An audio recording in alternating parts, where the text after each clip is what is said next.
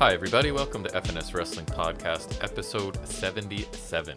We are back in the basement for another lockdown edition. Hey! Oh, yeah. Thanks, COVID. Woo. I am your host. With me across the tiny table is my co-host and teenage son, Jack. Say hello, Jack. Hi. So, back to lockdown living. Yeah. Online school. Yep. Can't go to a restaurant. Nope. Can't go, I don't know, where else would you go that's closed? Movie theater? Movie, Well, I that's think, true. Can we? I don't know. Or is No, it still I think restricted? they're shut down altogether. So I I was guess- going to say the gym, but that's not an I'll option go for you. see Spider-Man again. You cannot. So yeah, we are back to adjusting to sort of, I don't even know if lockdown's the right term technically. They've used that term before, but to say the least, we are under significant restrictions right now due to good old Omicron spreading like crazy in southern Ontario. So Oh, yeah. we're back to being more hermits than we would be hermits on our own anyways, but even more That is true. even more hermity. You and I are not big go out and interact with the public people. We're quite No. fine to sit in our house and do stuff like this to amuse ourselves. Right? More time to watch wrestling. You're back to crushing movies as you complete online school, as long as Yeah. online school goes well. So Yep. what did you watch and how bad was it go? I watched Fantastic Four, and it sucked. It was pretty boring. Like, I guess some parts were okay, but it was pretty lame. Doctor Doom and that sucks, but he was lame. I thought he would be, like, actually metal, but he just wears, like, a mask, and he's kind of got metal abilities, and he's got, like, he controls lightning and stuff, and he sucks. And then I watched Fantastic Four, Rise of the Silver Surfer, a.k.a. Fantastic Four 2, which should have been Fantastic 8, because Right. 4 times 2 is 8. That math tracks, yes. Right, and that one was worse. Silver Surfer So was lame as hell. What year are these from? I remember them existing. I know your Fantastic Four 2 was 2007. I Right. don't know. So the year of your birth. Yeah, I don't know. I want to say the other one. I'm thinking like 2004 or something, but I So have no you are idea. not a fan of this little run of No. movies. And it's really weird because Chris Evans plays Human Torch in that. He's Right. Captain America. Right. And it's really weird because I think the Captain America role really suits him, whereas like in This one not so much. no, because he's like playing like kind of like the young, hot, kind of cocky guy, and that just doesn't really fit him. It's really weird. Also, Jessica Alba's in it, and she was in the crappy Spy Kids reboot. I am a fan of Jessica Alba. Yeah. She was lame. The Mr. Fantastic guy sucked too. Nice. It was all pretty lame. And then in the second one, the villain just turns out to be Doctor Doom again. Like, lame. That's too bad. But then- so what's next in your? I accidentally watched half of the first X-Men because I How thought. do you accidentally watch Because half a movie? I thought it was the first in the timeline, but I actually have to watch X-Men First Class first, which would explain a lot because I was a little confused. So I did watch some of X-Men First Class, which I probably should have finished yesterday, but I didn't. Nice. And you. I usually do better. Oh, I also watched all 3 of the original Spider-Man movies again Nice. because those are very good. And your wallet showed up that you thought you lost. That Yep. was nice. Oh yeah, that was funny. The bunch of money and gift cards. Yeah, I'm not forgetful. I'm just stupid. We thought he had lost his mother's expensive goggles he borrowed while Which I did. snowboarding, which he did, and also his wallet, which it turns out he did not. But Fun he fact, wasn't. I almost lost my glove yesterday when I was I think I was pausing my headphones just to take them off or whatever, and I took my glove off, and I swear I was holding them, and then my friend who was behind me on the lift, he's like, "You also glove?" I was like, "No, I didn't have it," and then I just see it lying on the side of the lift. Man, pay attention to your stuff. I did get it back, so... So basically, your wallet was in your snowboard pants, and you were just checking the pants that weren't your pants for it. Correct? Something like that. That is correct. You were putting on your brother, who is 3 years younger than you, his snowboard pants, I don't... and noticing, wow, these are really small, but somehow didn't make the connection that they weren't your pants.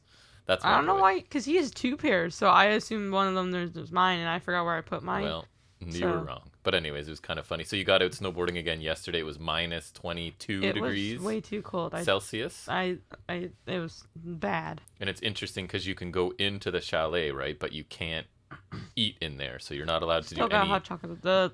No indoor the- dining. Like, I don't know what a ski resort or whatever. Chalet hot chocolate. It was Good, good? yeah. Nice. That's good, man. I'm glad you're enjoying it. It's something you can still actually go out and do and get active. So I'm pretty happy with it. Anyways, it's about that time, right? We should probably transition. Also, online school is not as good as I thought. No, high school, different than It's elementary. not as fun. Yeah, I already hate it. That's great. Well, hopefully, you only have one more week of it, right? And then we can. That is the initial plan, that we have one Right. more week of online stuff, and then you go back to the Yeah, building. But we'll I see. don't like school, but it's obviously there's like it's better Yeah, in the social part is real there, life. right? You can Yes. actually see people you want to see at school. So hopefully we get through this and get back to school, one more week online, and then it should be back to normal for you, hopefully. Mhm. But anyways, I say we start talking about some wrestling. You ready? Yep. All right, so we'll start out looking at what we always look at first, and that is some of the week's news and rumors.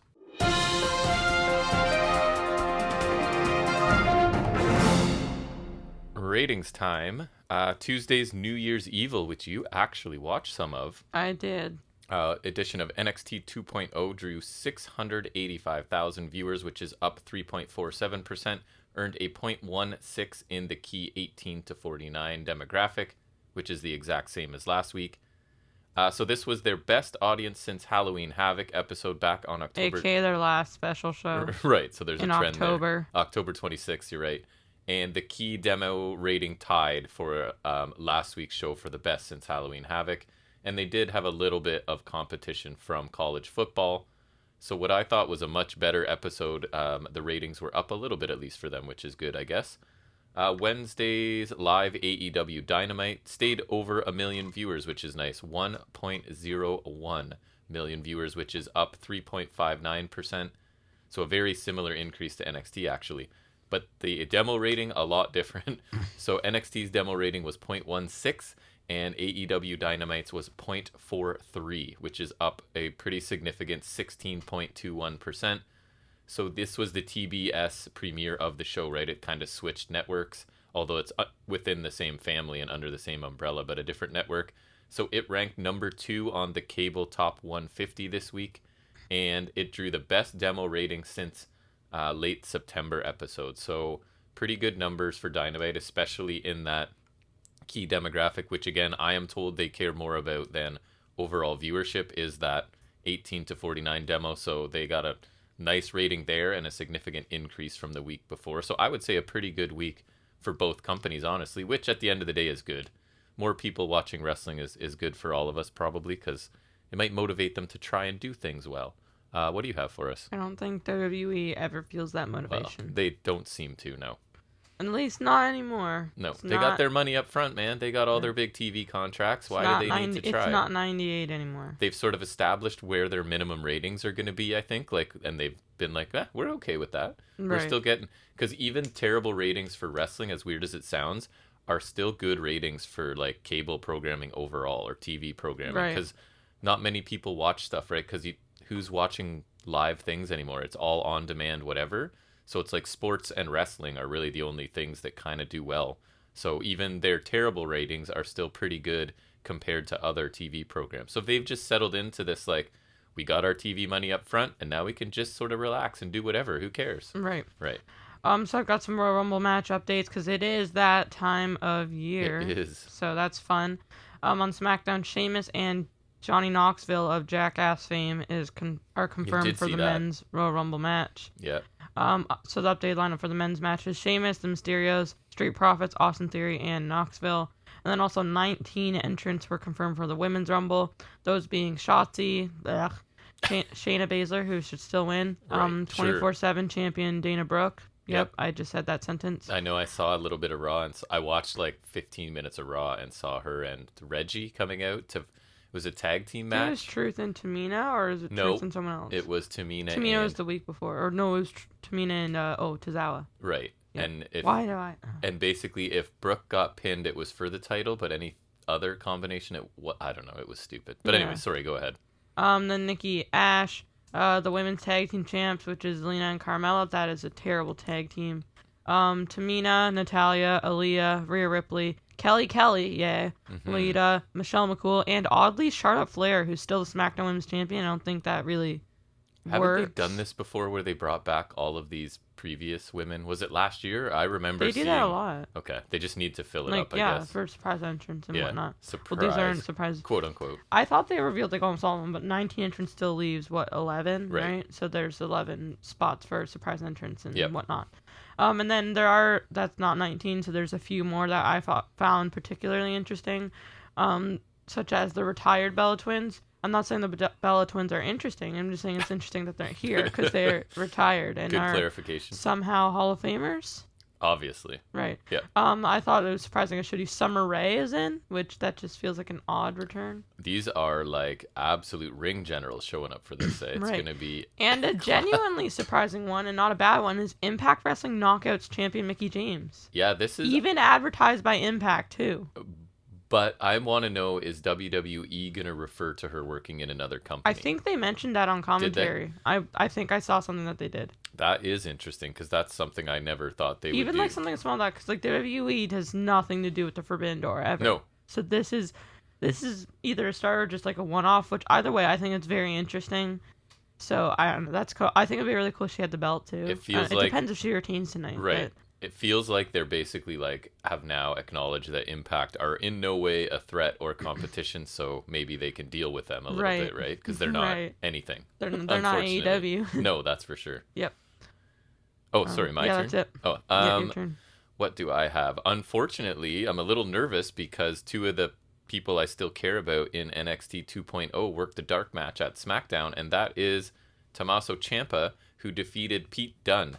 I don't That's my boy. know any details of the match. Although but... it's good that Pete Dunne lost, because that means they're probably not interested in him. And Ciampa, I mean, we'll get to it. I don't think it's news to anyone. He did lose the title, so and he could move.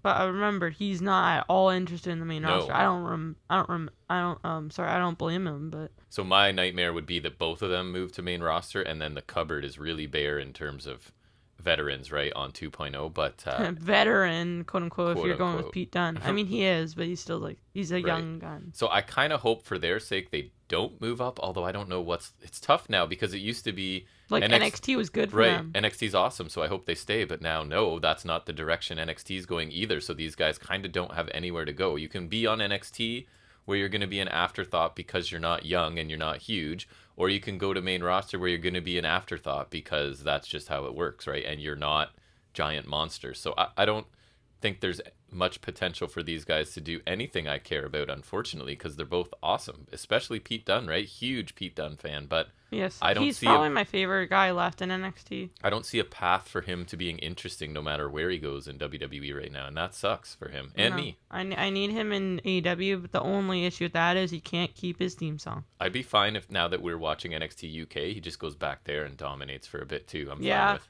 But at the same time, I feel like he's above that now. A little bit. I feel like he's definitely outgrown that.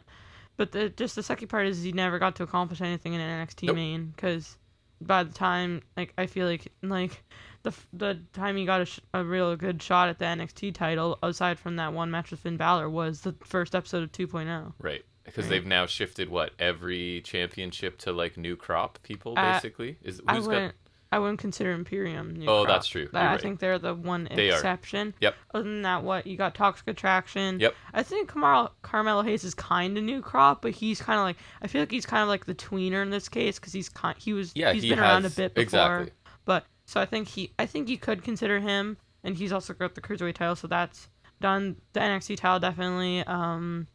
What am I missing something else? The women's title's on Mandy Rose. Yes. Oh, she's not new crop. Well, she is and she isn't, because she's kind of part of this new, but she's also not new at She's part of the NXT, I would say the 2.0 brand, right? She was specifically brought for that, at least. Pretty much. The transition is almost complete, and it's not a great thing. It is pretty much complete.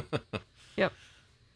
Next, as revealed on Rampage, Cody Rhodes is not medically cleared to compete at AEW Battle for the Belt, so he will be replaced by Dustin Rhodes, and then now that match with Guevara is for the interim TNT title. I find that interesting because everything I found said it was COVID-related stuff, whether he has it or he's in protocols for it. It could be medicals, though, I guess, but, right? Yeah, but so if it were a COVID thing, that's not a very lengthy time away, right? So, I don't understand why they're going with an interim, because it could be 5 or 10 days, which is not super long. Right. So I wonder if there's almost something more serious wrong. Right, and also I feel like I kind of like that because now Cody's not champion. Yeah. But at the same time, then he can come back with his own title and do that thing, which I don't want him to do because get him away from that belt.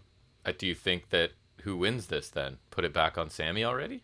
I think so, because I'd rather him drop it to, say, Scorpio Sky. rather than Dustin Rhodes. I don't think they need to give Dustin a meaningless ring. I just feel like there's more story possibilities if Dustin has it. They can do something within the Rhodes family sort of thing and give him like the, hey, experienced veteran who has really good matches when we bust you out. I think either way, I think it needs to go to Scorpio Sky. I think he deserves eventually, it. Maybe. Because they're saying like he's top 5 rank. While I would also very much enjoy Ethan Page, maybe even a little more so. I think Scorpio Sky definitely makes more sense. And as long as it's one of the Men of the Year guys, I'd be happy. Or I don't know, maybe say if a super bad were to return. Give it up, man. Oh, nope. Forbidden Door. Taylor Rust. There you go. Yep. Back again. Yep. Yeah, I don't know. I enjoyed the Page Cody match, so I mean Scorpio Sky would probably be good as well. I think they got a few decent options, but I think either way, I think one of these two is a transitional champion. It feels that way. They kind of tried Sammy already, right? And I wasn't super impressed with his run, but yeah. It's me again. Sorry. It is no surprise to anyone if you watch day one, but WWE has added the term pay-per-view to its list of banned words, along with what? Hospital is banned. Belt is banned, or title, or is it back? No, it was belt. I think it was around for like Becky 2 belts. Yeah. But right. Or 2 belts. She got an exemption. But medical exemption. What else? I'm trying to think. There's I don't know, wrestler or like wrestling or something. But everybody, yeah, that is probably true. Everybody noticed the premium live event is the replacement term, right? Apparently, I don't remember, but in my looking for news today, that term was first used in October. But really, I must have. I think it was probably like a one-off in passing as like a trial balloon. I remember knowing that because and you were watching the big event, which is like a really old WWE review. I was like 80s. the big premium live event, right? That's right. So, I mean, they really drove it home on the day one, right? They said it multiple times and clearly. And it's just funny to me that it's so WWE lingo. It feels like just Vince is there and he has, or whoever has a problem with these words, and I find it interesting because it's not really a pay-per-view anymore, but it's still I think the best name for it. Just I think I just like that. It just works. So. Unless this is them trying to weasel out of being compared to AEW because, we don't do pay-per-views, so it's not the same thing. You can't compare their way, way better rate. You know what I mean? Like, their better pay-per-views. Right. So I don't know if they're trying to create... It could be. It definitely could be. Because they do stupid stuff. Like, they're creating their own category of event so that they can talk about it being the premium live event, the most watched premium live event of all time, and crap like that, right? They just want to invent new things so that they can invent new accolades to go with it, right? So we'll see where it goes. I just think it's ridiculous and kind of amusing to me, so I put it in my news. Yep. Apparently, I discovered, which makes me very mad, as I already was, that the original plan for day one was in fact Seth Rollins winning the WWE title, which I had a feeling was gonna happen, but yet it did not, because Brock Lesnar exists. Well, and they had to change plans to COVID stuff. Yeah, but he could have not won. I guess. He could have been there, done Brock Lesnar things, but then not done anything. I saw somebody they had to do it. Compiled a picture or an image, whatever, of here's the graphic when it was going to be Seth Rollins one-on-one. Yeah, I saw that too. Here's the graphic. It's now a 3-way. Now it's 4. Now it's 5. And then he didn't even win the title. Right. That just sucks, but I'll have more on that later. But for now, kind of a follow-up is Bobby Lashley versus Brock Lesnar is set for the Royal Rumble, which people are excited for, which it could be interesting. Lashley won a 4-way on Raw, which was the planned day one main event, which I think that's kind of funny. The day after, they just do the match anyways. It's close to a dream match. For me, it would be 5 years ago. It would be really, really amazing, but still, these are two. No, I think it would have been a dream match last year when Lashley was at peak. Yeah, that's true. I mean, it should still be really interesting to watch because they finally started to present Bobby Lashley as the monster that he is, right? So it's all been sort of the fault of they just haven't made Lashley look strong enough. I'm glad they're doing this now, but I feel like this also could have been done in Mania with Brock did not need the title for this. I feel like it's similar to flashing back to him versus Goldberg at Mania 33 for the Universal title, because originally Jericho versus Owens was going to be Universal title, I think. Yeah. And I don't think that match needed the title, and I don't think this match needs the title. I think it'd be a worthwhile Mania match for both of them. Right.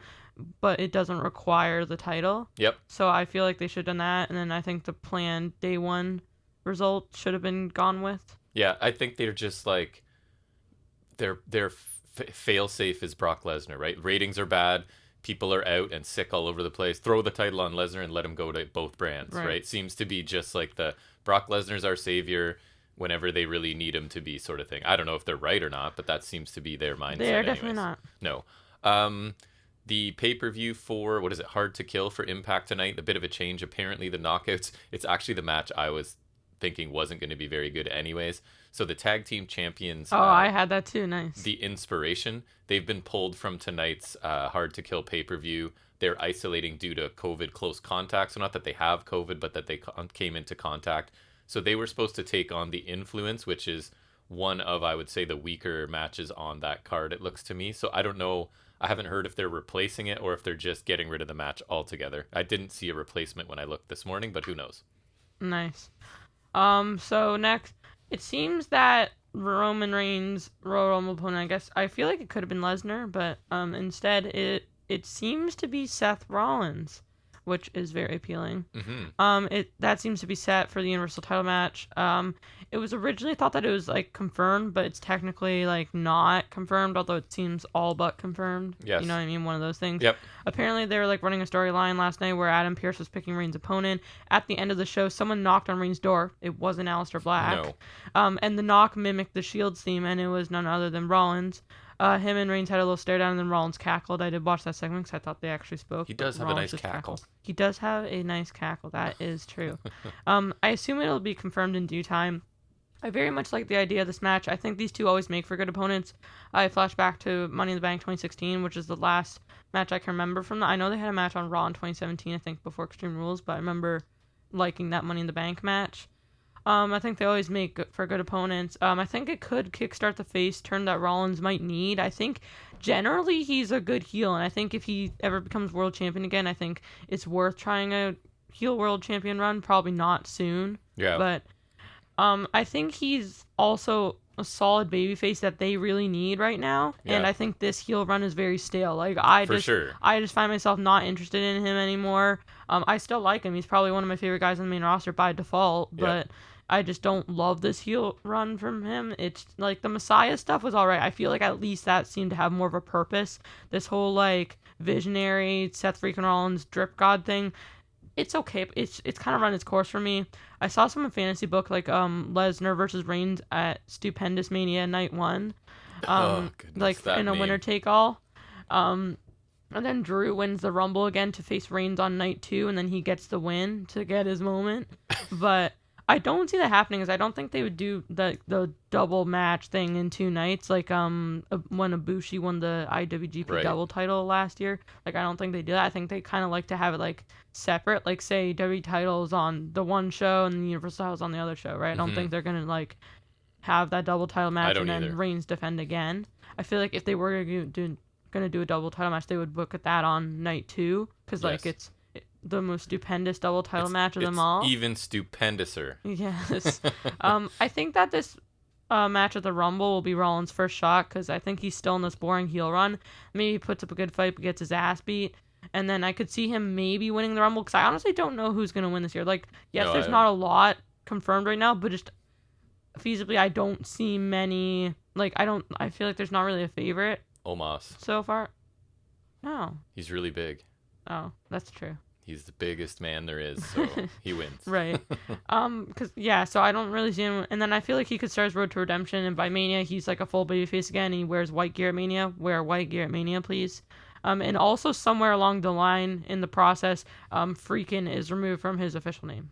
Yeah, I don't know, like, he's really good in the ring and stuff. I haven't enjoyed face or heel character in quite a while, so I'm hoping he has some idea. I think his last really good year was when he was a mid-carder in 2018. Remember, he was IC champ, he had like the open challenge, and he had the feud with Ziggler. Yeah. I feel like his last good heel run was the first one. I think he needs to talk to his wife and get some ideas from her, because she's an awesome babyface, even though they won't let her be one, even though the fans are basically insisting that she be one. They're just like, nope.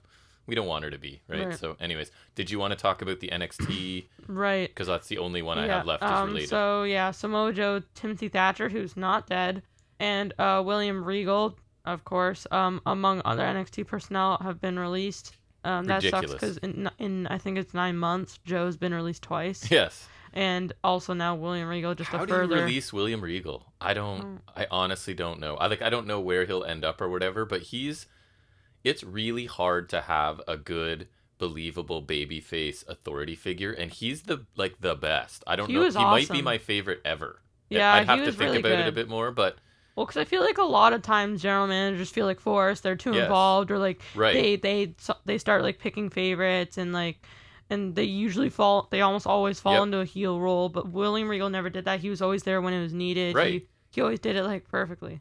And there was somebody right now. NXT is like a rudderless ship, right? Everybody's just making their own matches and like developing their own stuff without anyone Right. It's not even in like saying charge of like anything. management confirmed this. Like they could They at just do least it. be doing that, but they don't Yeah. do anything. So I think that's a big mistake. But Yeah. related to that, apparently the reports that Triple H is disappointed with, because there was more backstage How people is that he you not? didn't mention there, right? And apparently he I think thought, Road Dogg was in there. yes, he's one of them, and Gabe Sapolsky, right? I don't know who that is. He's a guy that's been all over the place in wrestling as like a booker, promoter, that kind of thing. Anyways, so apparently Triple H thought that he was sort of assembling a team that he was going to move to main roster. The idea being like, you do a good job sort of developing NXT and getting it to a certain point, then you go to main roster and maybe do the same thing. And apparently the team he was hoping to assemble was himself, obviously, Regal, Gabe Sapolsky, and Road Dogg, and that they were all released. So this is like, I'd heard this rumor before, and that basically, you know how Triple H had this health issue that apparently was pretty serious, right? Is what I'm hearing with his heart, I think it was. Is that what it was? It was a cardiac event or something. Because I think heart attack is on the banned phrases for WWE. It has perhaps. to be. But I had heard rumors, and this feels like that is what they're doing, that they're using his time away to just blow up his plans, to get rid of people, to basically send NXT into this new developmental direction that they're clearly into now, There's right? nothing you can do about it. Yeah, it seems like they've just cleaned house of anybody that was part of Triple H's kind of group to sort of remove him altogether from NXT, and you can definitely feel the difference. Not even that I'm a big Triple H fan, but I do think he's done an awesome job with NXT, right? So, Absolutely. Anything else for you? I'm done. AEW filed a new trademark for the name Paragon, which is suspected to be the name for the new AEW version of Undisputed Era, given Kyle O'Reilly used that term in a promo. Okay. Now, I don't love this name, but to be fair, I remember both of us not liking the name Undisputed Era at Thought first. it was stupid. But I think in hindsight, I think that name really worked, and so I'll give it a chance. I still would like Undisputed Elite or something, because then they can keep all the same branding pretty much. I like that they're acknowledging their previous existence, but I prefer them not to sort of rip the name off, to go with something a little different. I don't know if I love Paragon either, but I'm sure over time we'll get used to it, right? Seems to be how it works. And then also Walter announced his final NXT UK match next week against Nathan Fraser, which I think A, odd choice, B, kind of came out of the blue. It did, but it seems like he's sticking around, right? We'll talk about that when we get to NXT UK a little bit as well. All right, you ready to get into some specific wrestling review and recaps? So the first one we're going to talk about is this week's edition of AEW Dynamite.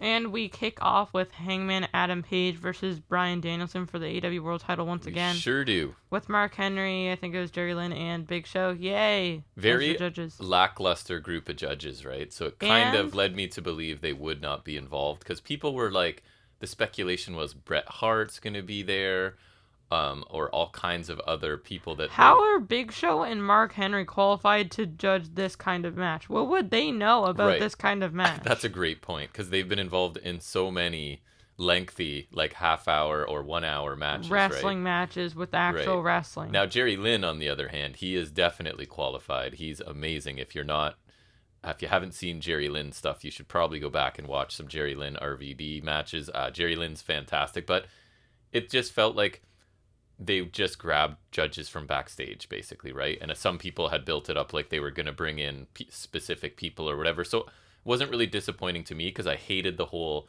judge idea anyways, as I've talked about on this show. And the fact that once I saw that those were the judges, I felt a little more confident that they weren't going to be involved, that we weren't going to get to the judge's decision, right? Because I don't see any universe where that's a smart move for them. But anyways, talk about this match. Right. I also like to mention now, because before I forget, that on Rampage I did discover that Adam Cole is currently ranked number 1. So now we need the Battle of the Atoms. Could be. Oh, yeah. That would work. Why are we doing Battle of the Bells? We need Battle of the Atoms. That same name nemesis. For the name. You win the name. Yeah.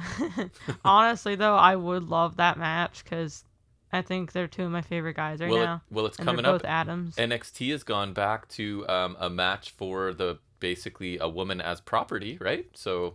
Oh yeah. So that'll be coming up on.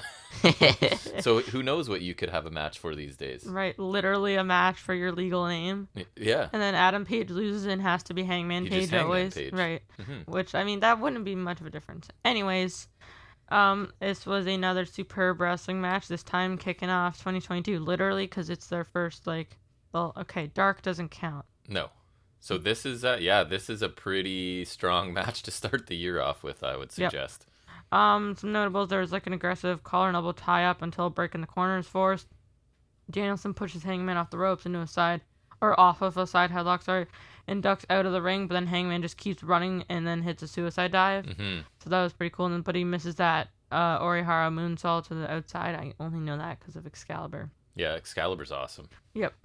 We didn't do commentator of the year, but he would have been mine. I know we did that the first year, so I'm sad I forgot he's mine. He's amazing. Can I still pick Mauro Ranallo even though he didn't do anything? No, he was on Impact once. That counts. I actually learned stuff from Excalibur, right? Which is, as a 30-plus year wrestling fan, is pretty cool. Yeah. Yeah. Mauro Ranallo is still my boy. I think I saw something about backstage ribbing he was mentioned in there, and I was like, bullied my boy bullying Mauro. Him, yes. That's not cool. He's my boy.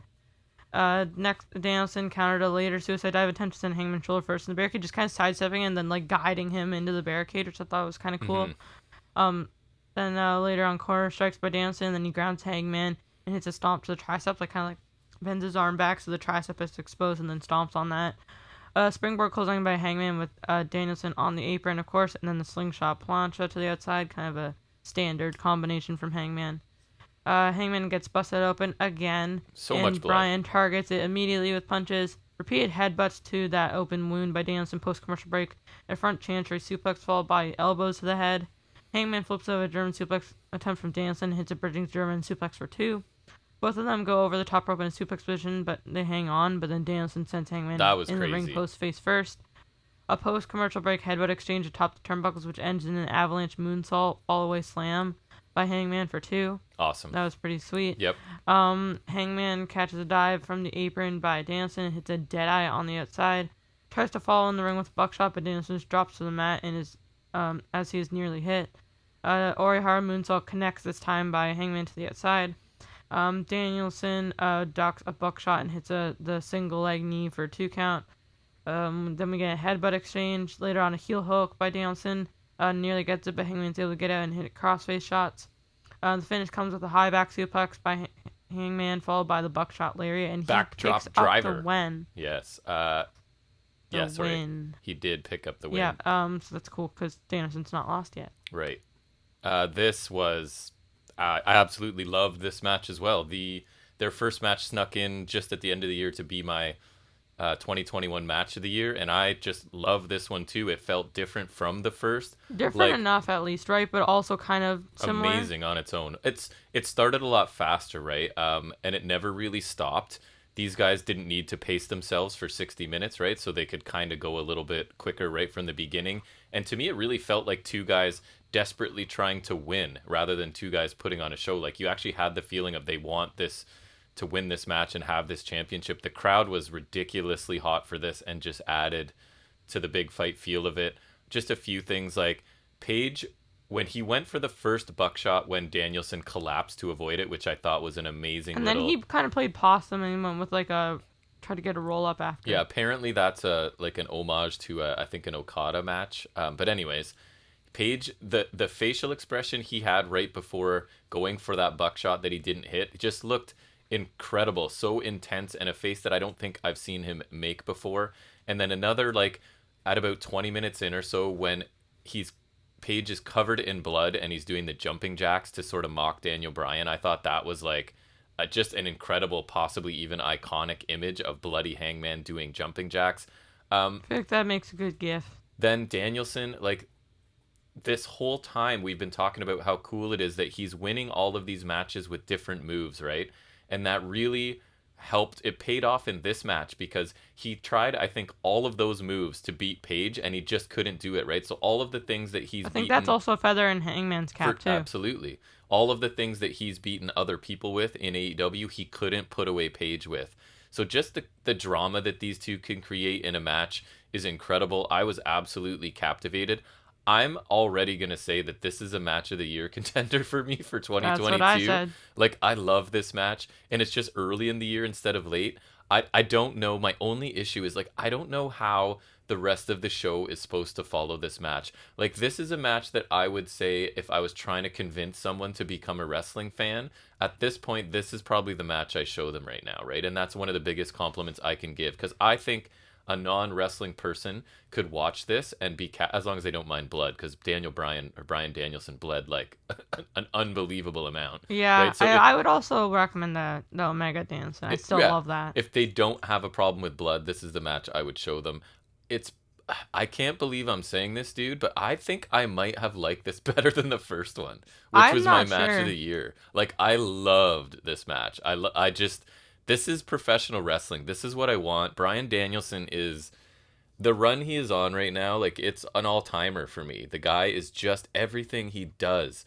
Babyface, heel, in the ring, out of the ring, doesn't matter. He is incredible. And Page has already established himself as an amazing champion, right? He defended successfully. He didn't win outright, but he did in this one. So I already think he's had like 2 incredible title defenses. So it's sort of entrenching him as a main event championship material and guy. With a solid number 1 contender in the waiting, I think he's setting up for another one. So this I may talk about at the end of this year as a match of the year. It's going to be in 5 days contention. in. I absolutely love this match and can't believe that I think I liked it better than the 1 hour draw. So what did you think? I thought it was another great match between these two. I think you'd have to consider it for match of the year 5 days into 2022. I'm glad Hangman did get the win clean this time, as that's what was needed to be done, and I think he really deserved it. Both of them bled hard for this, and it was not for nothing. It was worked expertly. Danielson smartly targeted Hangman's good arm, but then switched to the head when he saw that. Right. It was busted open once again. Eventually, Danielson would bust open too, which also looked really cool. I think his blood looked really red. It looked like paint. Like, it's just crazy. It was amount of blood really everywhere. red viscous liquid. It was red viscous liquid. Don't say blood on this podcast. That Sorry. word's banned. There's one. Sorry. There's another word banned. Yeah. Right? They're not allowed to say blood in WWE. Red viscous liquid. That's correct. Yeah. It looked like a bunny's blood from Rampage the other week. Like, it looked like just like really dark, like pure blood. I feel like sometimes like bleeding, like it usually looks good, but this looks like really thick. Real for me. Yeah, it's really just like thick. Just something about it just really strikes me. I'm like, oh damn, he's bleeding, because like Paige was bleeding a lot too, but like I feel like one, it looked kind of like it eventually kind of dried on his face a little more, and then Danielson's just looked like it looks really like dark and thick. I'm just like, oh damn, he's like really bleeding. You know what I mean? Yep. I think the weeks of different finishes paid off here for Bryan, like you said, with many believable near falls, many using some of the previous finishers he had used against other opponents. This is the perfect way to give Bryan his first loss. I don't think there's any issue with that whatsoever. Doesn't hurt him at all. Another great opener from them. A great first match for them for 2022. I think it's definitely a match of the year contender this early. I'm not sure which one of these two I like better. I'm leaning a little towards the first one just because I think that was really cool. It was the first time we went to an hour draw. But I think it's very, very close. Yeah. Amazing stuff. Amazing start to the show. Mm-hmm. Next, we get the Acclaimed. They're doing like a rap thing, backstage promo thing. Yep. Anthony Bowen, they're talking about the Bowens Allen match last week. They bring up Sting getting involved and gloat about beating him down afterwards. And then they announced that they're going to get the job done next time. And they announced a music video next week. Oh my God. We were so excited. And then close by saying, that's a mic drop. So all I can say is there's a solid promo from them. I cannot wait for the music video because the reputation precedes them. Wasn't that like our segment of the year? And it barely made it in for 2019, right? Or 2020? 2020. Yeah. So, that was the Buck Hunt, right? That was unbelievable. So that was awesome. That's what got me into them. I'm becoming a bigger and bigger Acclaim fan every week. I would have to agree. Seems. I feel like they do a really good job of like walking the line between funny and serious, which I think for heels is sometimes hard, right? You go too I far think one way or I the think other. that's important, right? Yeah. I think it's cool, and they also like. I feel like Caster does a good job of being kind of edgy sometimes, but Yeah. not crossing the line Right. usually. I like the Alan Bowens match a lot from Rampage. Mm. And I think this feud is good for the Acclaimed, right? I'm super excited for another Acclaimed music video because that was I my cannot wait to see how segment they of the roast year. Sting, because Yeah. there's so many ways you could roast Sting. So, because I mean, they're good coming up with lyrics pretty much on the fly. So, if they actually have a bunch of time to prepare for it, it should be fantastic. I just hope we're not building it up too much because Buck Hunt was unbelievable. So, yeah, It was awesome. This show is starting off strong, right? I really like this segment too. Yeah, the promo itself was all right, but I think it sets up something very nice. Yep. I just hope that they don't have to eventually job to Sting, because that would suck. They might. I don't know. It's possible. No, I think that like you could see like I think they should beat them, because I don't think Sting's lost yet. I can't believe I'm saying this.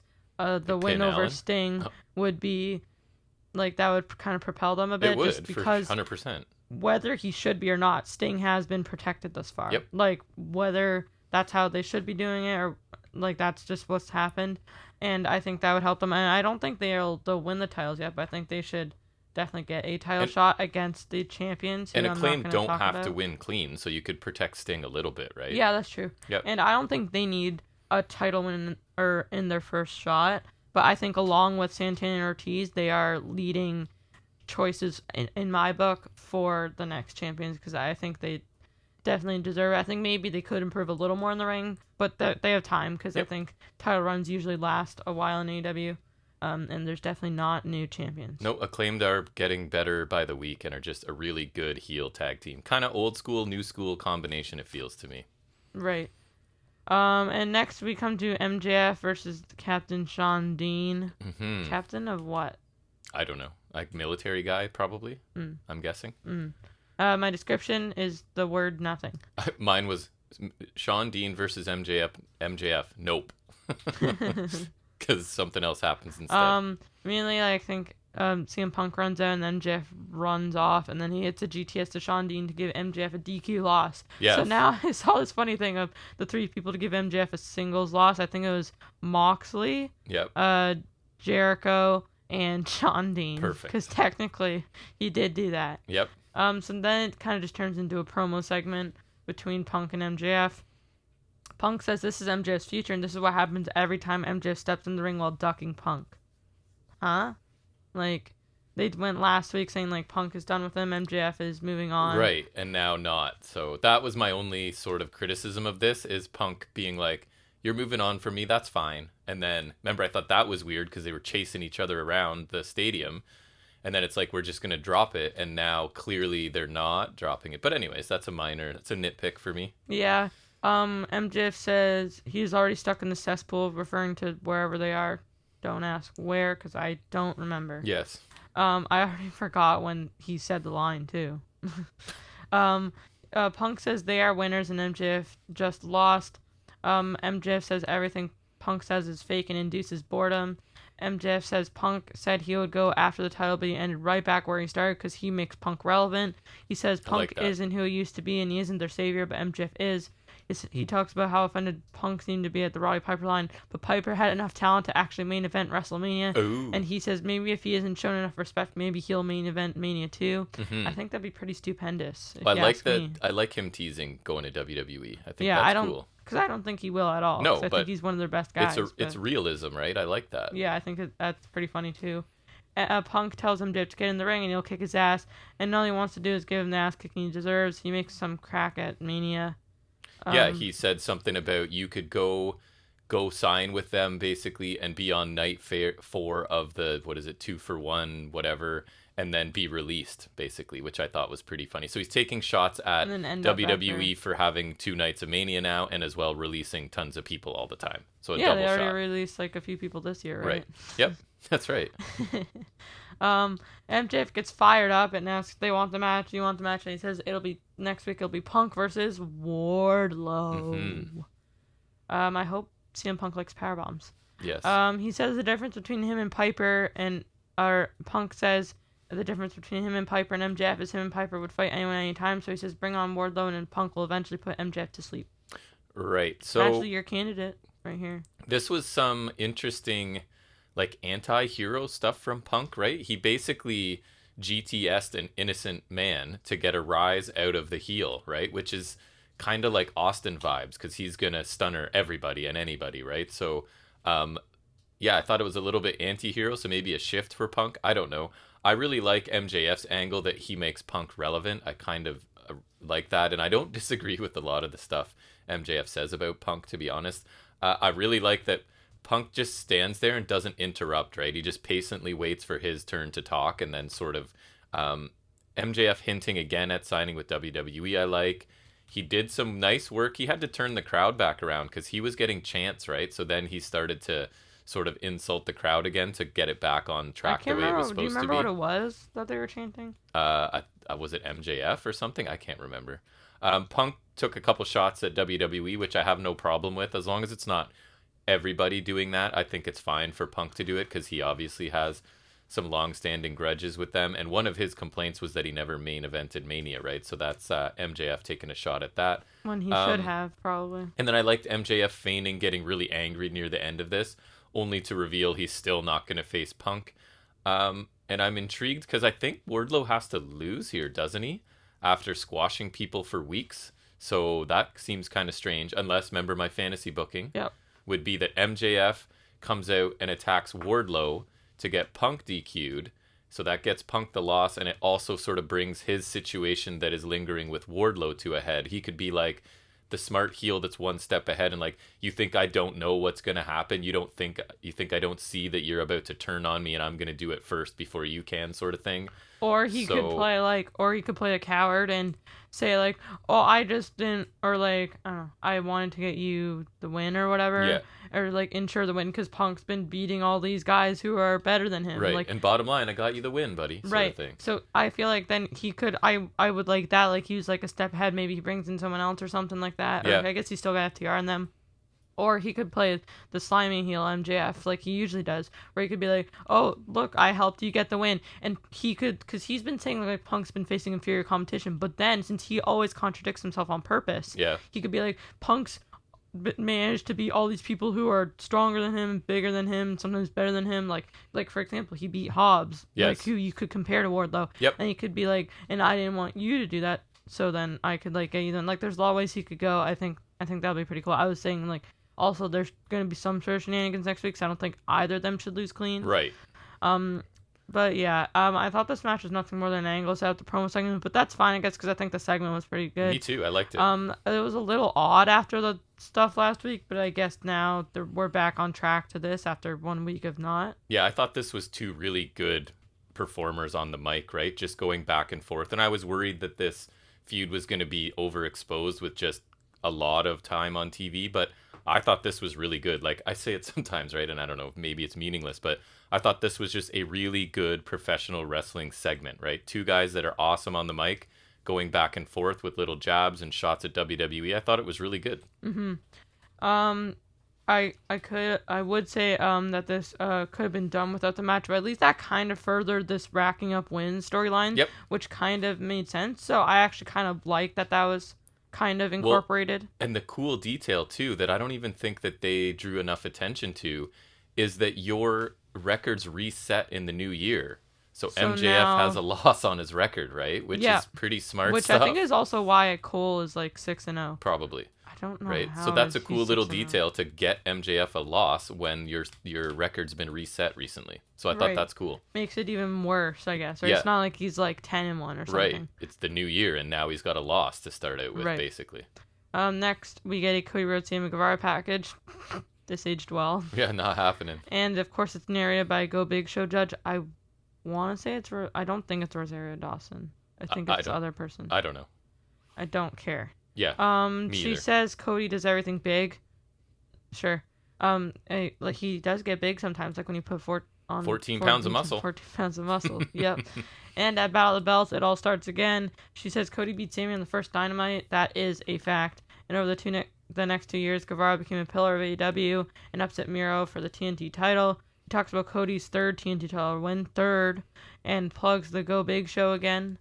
What did you think about Go Big Show package thing? It was kind of cool, I guess, but kind of felt like true Cody style because it's a little bit over the top, right? Everything is always just a little bit more dramatic and a little bit more spectacular when it involves the Rhodes family. And of course, it had to be dovetailed into promoting his other multiple projects outside of AEW. So I don't know, like, on one hand, if it's because he's going to embrace this heel kind of thing he's doing, then I think it's cool. But if it's just him being a delusional and self-indulgent, like I sometimes think Cody is, then I don't really like it. So I don't know how I feel about it. But I guess at the end of the day, it was fine, as we say. Yeah, it was fine. It was a solid package. Well, and the narrating was meh. And I really don't care about any Cody shows. Yeah, this I'm one not gonna or watch his them. reality show or No. anything with Brandy Rhodes in it or Nope. anything with his brother in it or anything with Arnie Anderson in it or his mom. Does he have a mom? Is his mom dead? I don't know. I don't know. Anyways, I don't care. Speaking of not caring, Yeah. next Chris Jericho speaks. Yay! Jericho panders to the crowd as this is a Chris Jericho promo in 2022/2021. Yep. And he says how historic this is being the first Dynamite on TBS. That is true. He says he hasn't been on TBS since April 7th, 1999 on WCW, losing to Booker T. Ooh, nostalgia. And he tries to get a TBS chant going, which I thought was super weak. Come on. If I had $1 for every time I wanted to chant the name of a TV network, I would be as broke as I actually am. Yep.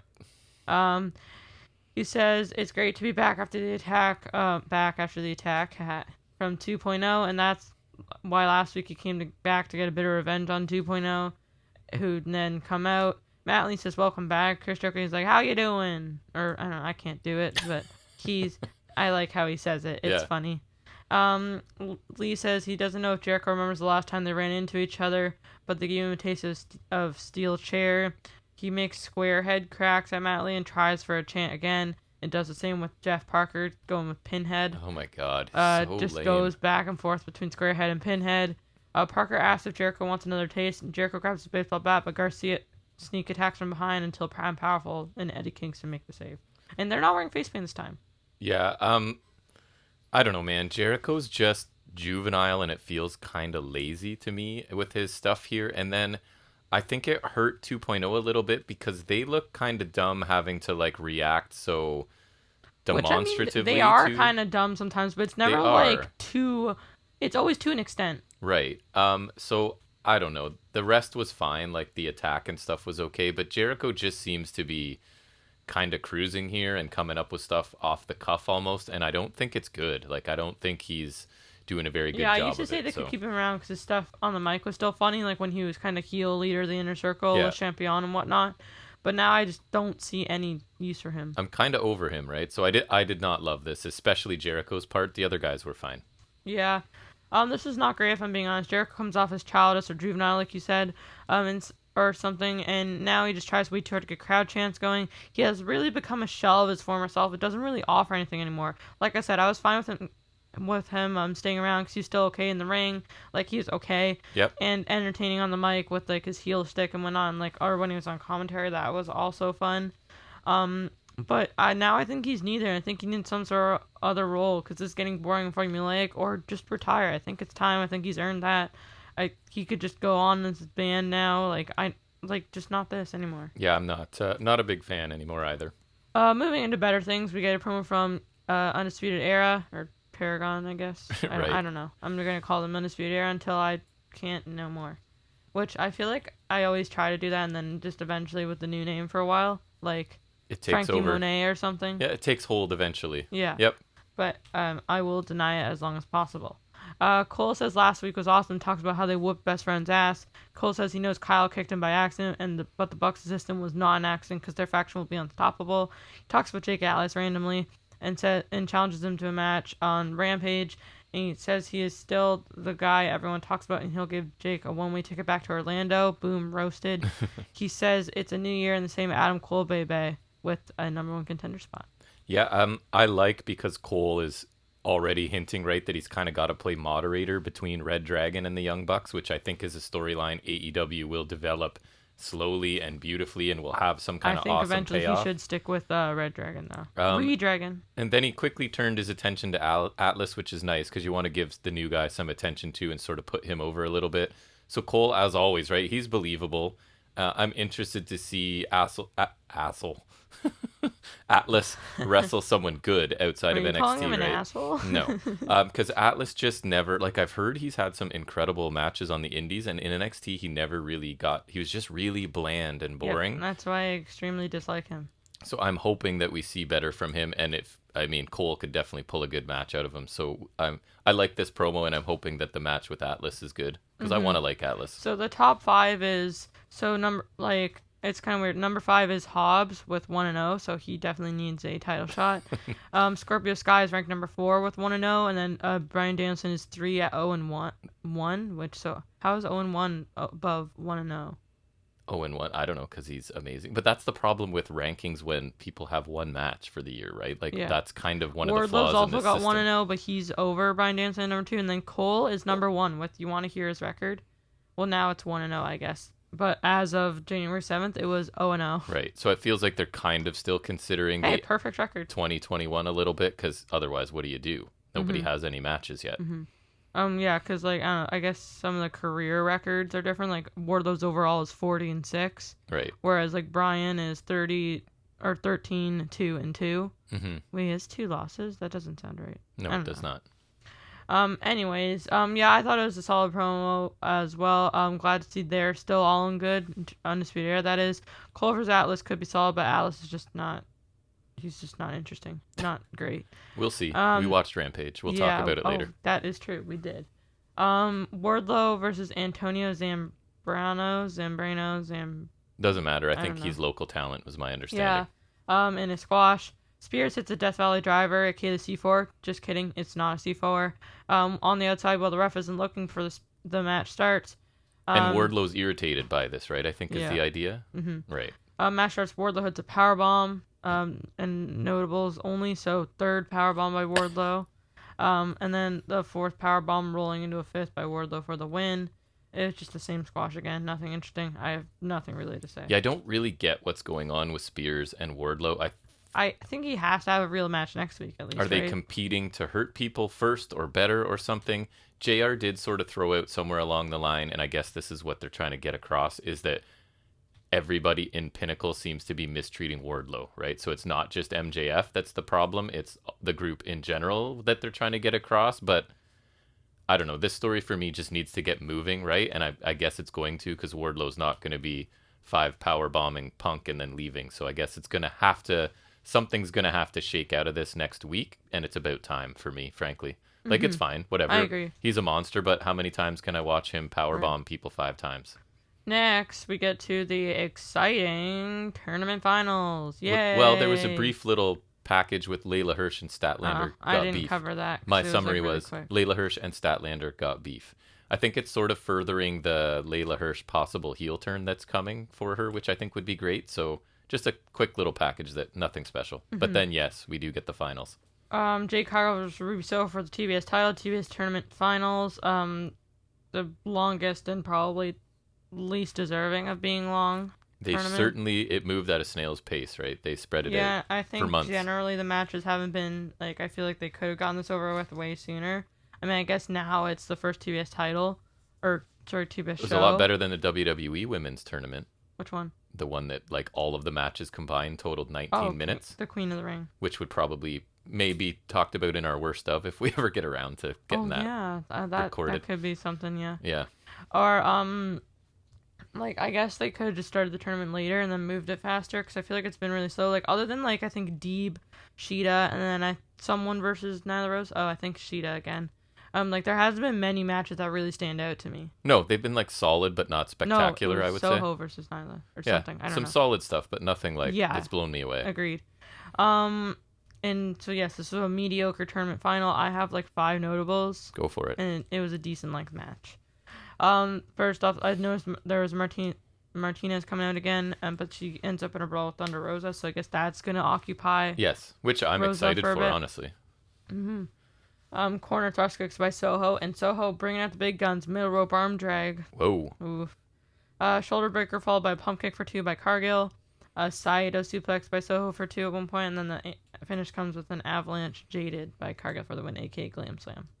But I felt like something about the finish. I don't have specifics, but in my notes, it took a bit to set up. They called an. I almost felt like there was some sort of audible, like it was awkward little. Anyways, so I've been saying pretty much since the beginning that I thought this tournament was basically made for Jade Cargill, right? So it's nice to be proven right, obviously. Apparently that was the plan. They almost considered changing, but that was like the plan from the beginning. Yeah, it sure felt like it. So I would give Ruby Soho some credit just because, I mean, I don't think Jade's very good at this point in the ring, right? And there were some awkward bits in this for sure, including the finish.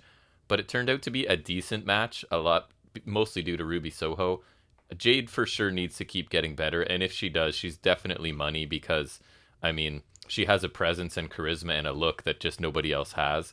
So it feels like AEW... Yeah, I mean, who else has the courage to dye their hair like that? It just feels like they're investing in her, right? And trying to give her as much experience and as much high-profile stuff as they can. I thinking it's going to pay off later once she becomes awesome. So Soho is good, but I don't see her on the top tier of this division for some reason. There's just something that she's not quite there for me. Like, I think that's also like a good thing that the TBS title now is a thing, because I think that benefits people like her who aren't necessarily bad, but because for me also just like not quite at the level of a main title. For me, that top tier is like a Britt Baker, Thunder Rosa. Even for me, once she gets rolling, Mercedes Martinez, and then Serena Deeb. Right, those are my. I would say Sheeta's pretty up there too. That's fair. So I think those are like my big 5 at the top tier, and then Soho's a notch below that, and then kind of like Nyla Rose and stuff like that too. So the division's starting to shape up, I think. They just need a little more time on TV. Like, have more than one match every week would probably make sense to me. But anyways, this match was just kind of okay. Jade Cargill's not amazing, but I get what they're doing with her. Mm-hmm. It feels like a very WWE treatment, right? Like, look at her. She's this physical specimen. I don't care if she's not great in the ring yet. We're going to push her to the moon sort of thing. And as long as it's only one person they're doing that with and not everybody, right, then I'm okay with it. Yeah, I think once she gets good, it's like kind of China-like, right? So Yep. I think once she gets good, yeah. This was just okay. I had the tough task of following that opener though, because the other 2 matches in reality just don't really count in this case. No. Cargill is pretty solid given the amount of time she's been around, but she's been here almost a year, and in that time, someone like Raquel Gonzalez got far better. What I mean is Cargill isn't the worst, but her inexperience really shows sometimes. This is another case, although not an egregious one. Just sometimes she has trouble executing things, and just like sometimes you can really just tell she's not quite super there yet. Smooth yet, right? Like, she's still kind of going through the motions, and she can hit a few cool things, but it's all those just the little areas to clean up that'll hopefully happen over time. Mm-hmm. Next we get a JR sit-down interview with Serena Deeb. Mm-hmm. She says she wanted to wrestle civilized matches, but that didn't happen. She has gotten some fluke victories, and now it's about hurting Sheeta and taking her rightful top spot.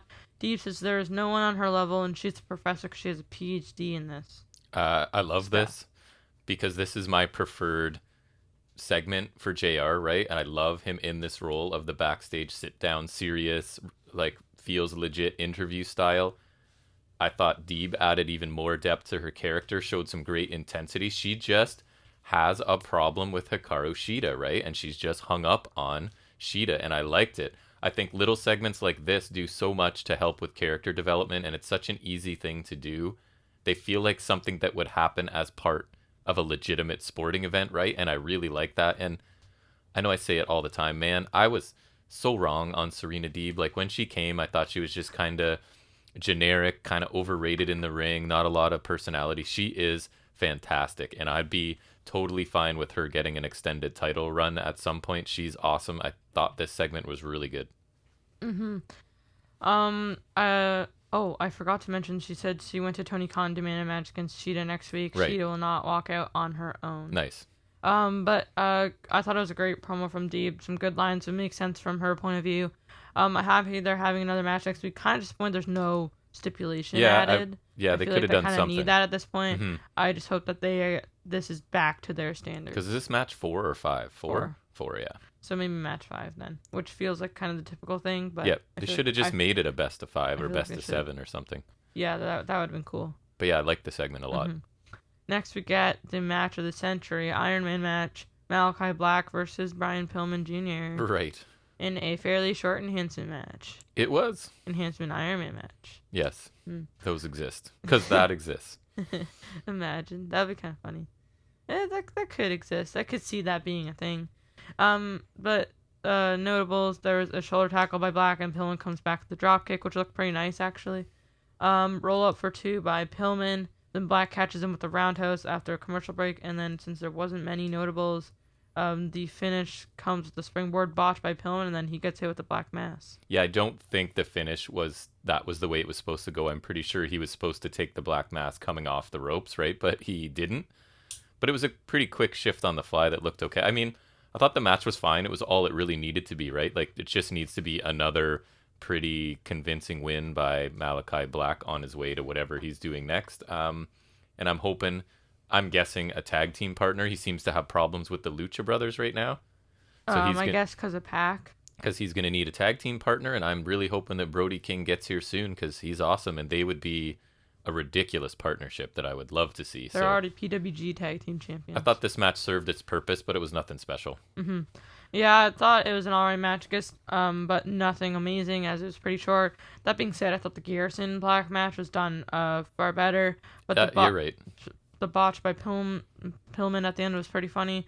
Black Masson's match was a pretty nice one, to be fair, as well. And like you said, I think it did serve a purpose. Then next we get a Ruby Soho interview. She's cut off by Baker and friends, and Baker insults her about losing to Cargill. Soho talks about Baker can't ever win without interference and how she's never beaten Riho, period. And then Baker and friends beat her down with Riho kind of coming down as refs separate everyone, and Baker walks off saying the title is hers. Yeah, I thought this was a fine little segment. I didn't have too many thoughts on it. Yeah, it was okay. Yeah, it was just a little something to remind us that they have a feud and that there's a match coming up on Rampage, right? And then Riho and when is that, tonight? Riho and Britt Baker tonight, right? That is correct. Yeah, so that was just to further build to that. It was fine. Mm-hmm. Yeah, I thought it was fine. Nothing super interesting. Sets up another one-off Rampage match. That's right. Next promo from QT Marshall and the feared Aaron Solo. QT, which I swear his name used to have a W on the end, and now it doesn't. It did. You're right. Now he's Han Solo's nephew. Hans Olo. Yes, which I swear, it did. Like, that's how I spelled it here until I saw him on Rampage. You're right. It was OW up until recently. Mm-hmm. QT says he trained Hook, and he always showed up late, left early, called him a delinquent, and he never stretched Aaron Solo. Is he implying he was stretching people? That's kind of weird. Yeah, like Stu Hart used to do in the dungeon.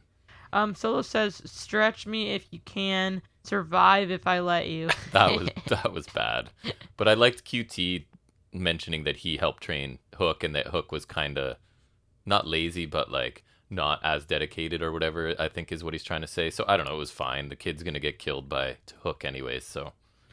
Yeah, well, actually, I think, Hook, good luck surviving Aaron Solo, buddy. You're freaking If he screwed. lets you. Yeah, if he lets you.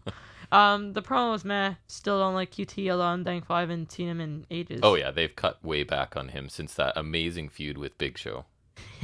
My God, remember that?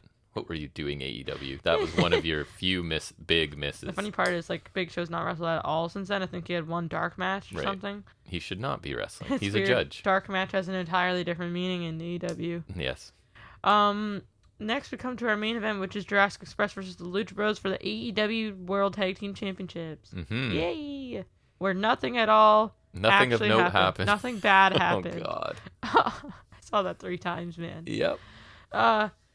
Some notables, there were some holds and counters between Phoenix and Jungle Boy. Started honestly pretty good starting pair. Yeah, they made like an extended knuckle lock segment interesting, right? They had a double knuckle lock and did all kinds of things that I haven't really seen a lot before. This is the nice dropkick that I was thinking of, the Malachi Black match where Jungle Boy was running the ropes and Phoenix hit an early nice one. Yes. And then Phoenix and Jungle Boy hit mirror image, simultaneous like springboard arm drag to the other's partner. So like Phoenix is hitting into Luchasaurus and then Jungle Boy, and they were doing the same thing. There was some choreography in this match that wasn't my favorite, but yeah, it's a cool visual, I guess. It was alright. Just I don't feel like it was too intrusive, at least. No. Jungle Boy's in control against both Lucha Bros, but Phoenix catches him with the rope walk kick. Love it. Looked awesome. He ran across this time. Yep. Hot take flurry after the commercial break by Luchasaurus, which it's still like it's not kicky enough. It is More not. kicky. It is one of my notes as well. Like, where did coming in and just hitting 1,000 wicked kicks, including the tail whip at some point, right? Yeah, and then it's the now standing just. moonsault. When's the last time he did a standing moonsault? I'm wondering if he's like not healthy or something, because now okay? it's like backed up to way more basic stuff, right? Right, and I used to like him because he was the kicky, flippy dinosaur. And he's doing stuff that it doesn't look like he should be doing, but now like it's like he's where doing. he's just like running and hitting his back off people in the corner. Yeah, so like and not long ago he hit a shooting star off the ramp, right? Right. Which I was like, what? So Right. now it's like backed up to basic stuff. He should be more kicky. Do more Agreed. kickies. Jungle Boy jumps over Luchasaurus, who has Penta in a fireman's carry to hit an avalanche destroyer. So basically, like, to Awesome. picture it, Jungle Boy is standing on the top turnbuckle, and in front of him, Luchasaurus has Penta in a fireman's carry. So then he jumps over that kind of, and then hits a destroyer to Phoenix, and Luchasaurus slams Penta. So then later on, Phoenix hits a destroyer to Luchasaurus. Like, what? Yes, that was cool. So too. I mean, maybe he is okay if he's taking a destroyer. I guess, yeah. Like, that's just awesome. And Penta falls with the Made in Japan, which A, weird name. B, don't like that name. C, I'm pretty sure Impact called a Fear Factor, unless my memory is being weird for once. I'm pretty sure I remember what Impact told me. And A, totally fine with the name. B, not sure why you care so much. C, because I'm me. D, fair point. And so that hit Jungle Boy for 2. The lights mysteriously go out. Ooh, Malachi Black. Nope, nothing happened. And that was happening as they lined up for the. But I think the package point is thing. he is controlling the lights, right? That was him getting involved, which I think is kind of lame. But anyways, go ahead. Mm-hmm.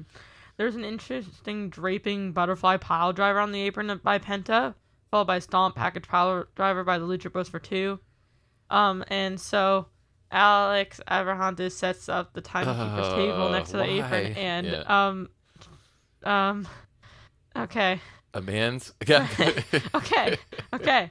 Here's how I put it. Luchasaurus hits Phoenix with a choke slam through the table from the apron, and Phoenix's left arm proceeds to bend the entirely wrong way for about 3 seconds. Yeah, so we obviously watched all of this wrestling together in the same room. So bad. I don't because we didn't know this was coming. Obviously, I did hear about it, but I didn't know what it looked like. So I didn't, and I happened to be looking. Oh no, I did know. I think you knew, but you didn't know which arm you said. No, I didn't, right? and I happened to in real time be focused on the correct arm and discussed I saw that it. too, yeah. So then I mentioned it to you, and we watched the. Obviously, they didn't see it because they replayed this slow-mo twice, right? And if they had actually noticed the injury, I think I missed it the first time that I saw the replay, and I regret it. But then, in the final moments, they replayed that in the finishing spot again, and I decided to watch that again. It was and gruesome. then, on Instagram, I saw some guy post, like, a slower version of that video, and I decided to look at that, too, for some reason. It's like his arm is, it's like underneath his tricep, like, just bending the other way. It's so I don't mind gruesome Somehow injuries. he didn't break it. And I tend to there's a person at work that I always show her the injuries, right? Because she doesn't mind either. And I was telling you, like, I think this is the worst injury to an arm I've ever seen. And I watch sports my whole life. It's just so bad. I've seen so many leg injuries. He didn't break it either. But I can't believe it. I can't believe his arm isn't like destroyed because it was disgusting. That but anyways, just looked so bad. I'm glad he's going to God. recover. And I hope it's nothing major. But it was just one of those freak things where I think once he hit the table, he sort of turned a little bit and was at just a bizarre angle that folded his arm. It is kind of weird that like direction. he just got injured, but like he's never gotten injured by his own doing, really. By that I mean like because he does a lot of insane crap, and I don't think I've ever really seen him get super injured like that by his own doing. And I'm glad it was right at the end of the match, right? Because it didn't really affect the match. Other than upsetting me. I think it may have. That's true. It may have affected the outcome, though. I feel like possibly because maybe. Yeah, that could be. They knew might be out for a bit. Called an audible right there. I don't know. The finish does seem to indicate that, in my opinion, because Jungle Boy counters a Made in Japan into a victory roll to secure a surprising win for me, and Jurassic Express win the tag titles. So I think that's pretty cool. Because like what I'm saying is like because the roll-up win kind of feels like an easy audible to call. It is, right. Although then why would they replay that? Is the question. Yeah, I don't know. So maybe it was planned. I don't know. But it definitely seems like a finish where they could have called an audible. And then because I feel like Jurassic Express are fine champions as well, right? So it's not a terrible backup option. No. So I thought parts of this match were excellent, but parts of it felt a little too chaotic, and even I felt like it normally doesn't bother me, but I thought there was even less of an attempt at actually officiating this match than usual for How AEW. dare you? It was an unexpected title change for me. Like, I did not think it was happening Which here. that doesn't usually catch me a lot, so I'm kind of. I like I that. think that's kind of cool. Yeah, I have no problem with that. So there were definitely some cool spots in this match along the way. I can't say there wasn't. The injury did distract me a little bit from the finish. I like that Jungle Boy finally has so bad. some gold in AEW. And honestly, it makes sense because there's plenty of heel tag teams that they can line up for a shot against these guys, I feel right? like now I'm thinking like just the Lucha Bros reign. I don't think it was bad, but I feel like the feud with FTR was solid, but not as good as it maybe could have been. Then they had like a few just a few defenses on Rampage against the likes of the Acclaimed and Patern Blade. Yeah. I assume that it was Malachi Black messing with the lights, right? And that's probably because Lucha Brothers are supposed to spin out of this into a feud with, I would assume, Black and Brody King, but now with Phoenix, he has to be out at least for a little bit, right? Penta versus Malachi Black. So I'm hoping they just sub in. Also, I cannot believe they had the audacity to pin Joker Penta. I would just hope they sub in Joker. Pac for Phoenix and keep that program going, would be because Pac's not doing anything right now, right? So you could put him in as part of Death I'd Triangle. also like a Pac Black solo feud or Penta Black solo feud, or both of them against Black at the same time for some reason. So I had some mixed feelings about this match, but overall it was pretty enjoyable, I must say. Yep. I think it was a pretty great TV match. I very much enjoyed it, especially at the beginning. I just felt like it was going really well. Yep. And may have been overshadowed a bit by the opener of the show and also someone's arm. Yeah. And I think it all got off to a great start, kept going along pretty well. I think the finish was a little bit sudden, but may have been influenced by events out of booking control, because I don't think anyone did book or would have booked for Phoenix's arm to bend that way, because that was tough to see even for a split second. I don't know why I chose to watch the replay, but I did, and multiple times. You like to suffer. Yep. Or just gross myself out occasionally. It's a bit of a mixed bag, because I feel like Lucha Bros reign is a little short, but I feel like Jurassic Express kind of deserved this as well. Good choice for champs. Sucks that Marco Stunt isn't here and Christian Cage is. It may have something to do with Phoenix's injury, but I'm not sure how much that has to do with it. But I'm not sure. But at least it was like a surprising result. It was. Not an unwelcome one either. I'm okay with it. I think there is a lot of heel tag teams they could go up against, and I would like either the Acclaim to win it eventually down the line, or maybe even more so, just maybe perhaps the Acclaimed aren't quite ready. Proud and Powerful go back to heels. That's what I would like too. They take the belts off of Jurassic Express because their title win has been a long time coming. They deserve something for sure. Yep. But overall, a very enjoyable main event in my opinion to close the show. And what are your thoughts on the show as a whole? Kind of a tough one for me to grade. Some weeks it's really easy and other weeks not so much. So I thought the opener was amazing. I will go back and watch it at least once for sure. Again, possible match of the year already. I think you'll have to, because it's at the very beginning of the year. Yes, I will. I think it definitely is, at least because it's the only really amazing match of the year so far. Kind of has to be a contender.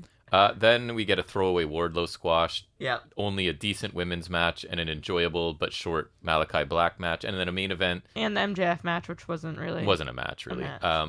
A main event that I had mixed feelings about, but I guess I liked it at the end of the day. Segment-wise, a pretty strong show other than Jericho's performance that I didn't think was funny or entertaining in any way. The Punk MJF segment was excellent. I enjoyed the Acclaimed promo, solid Cole promo, excellent Serena Deeb interview. So I gave the show a B+, largely on the strength of the opener and the Punk MJF segment and the Deeb interview. So a very good show, not a top-notch A-level show, but I thought it was a good show. It wasn't a chore at all. So I gave it a B+. What about you? I think there's some good in-ring action on some ends, but then some lulls. The opener was another great match between them. I'm struggling to decide which is objectively better. I think I may have enjoyed the first match a little more. I think that one just worked a little better, but I'm honestly not too sure. The MJF match and the Wardlow match are both nothing in terms of in-ring action, but I feel like the MJF match at least was a permanent angle and worked, whereas the Wardlow one was just the same powerbomb fest as usual, and the MJF one was probably one of the best segments on the show. The TBS tournament was pretty anticlimactic. The final was just not great. It was okay. And what we expected, right? Not there. Yeah. Cargo's just not there. She's I guess good for her for getting that win, which was pretty expected. And the main event was a pretty fun match, in my opinion. A lot of good stuff in there. And also, one thing that may have not been so good. And the Black Pillman match I forgot to mention was solid as well. Finish was a bit sudden, but overall I thought it was a pretty good main event with an actually surprising title change, which doesn't come around a lot, I think, other than Brock Lesnar, because Brock Lesnar. In terms of segments, I thought there was a solid promo from the Acclaimed, a meh package for the Cody Sammy match that also plugged Cody's dumb show. The Jericho promo was probably the worst one on the show just because it was probably one of the longest ones and just wasn't great. There was another solid promo involving Undisputed Era, or whatever you want to call him. JR's interview with Serena Deeb was one of the standouts as well. And then there was the 2 short segments involving Rui Soho and then QT Marshall and Solo. Overall solid show, some great matches, some meh ones, so I think it evens out to a B+. Nice, we agree. Mm-hmm.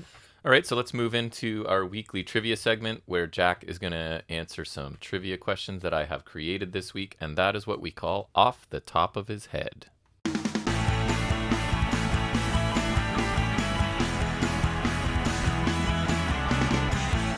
So this week, I don't know why I decided I was thinking NXT and how much I miss NXT and stuff like that. So we went with... How much I hate NXT right now. Basically, can you name the NXT graduate? Okay, so I went through NXT graduates who have gone on to main roster. Oh, call up, okay. Yes, graduate. They graduated and they go to the next level. So sure. I think I have 25 total. They're probably not too hard. Wait, so then are all the release stars main roster graduates? Yes, exactly. They are. No, yes. No, I don't know. They might not think so. In some cases. So this person made his main roster debut in 2016 along with his former tag team partner. In English? Correct. I was going to say I won't give you the name of the partner. What? So you just know he was in 2016? Interesting.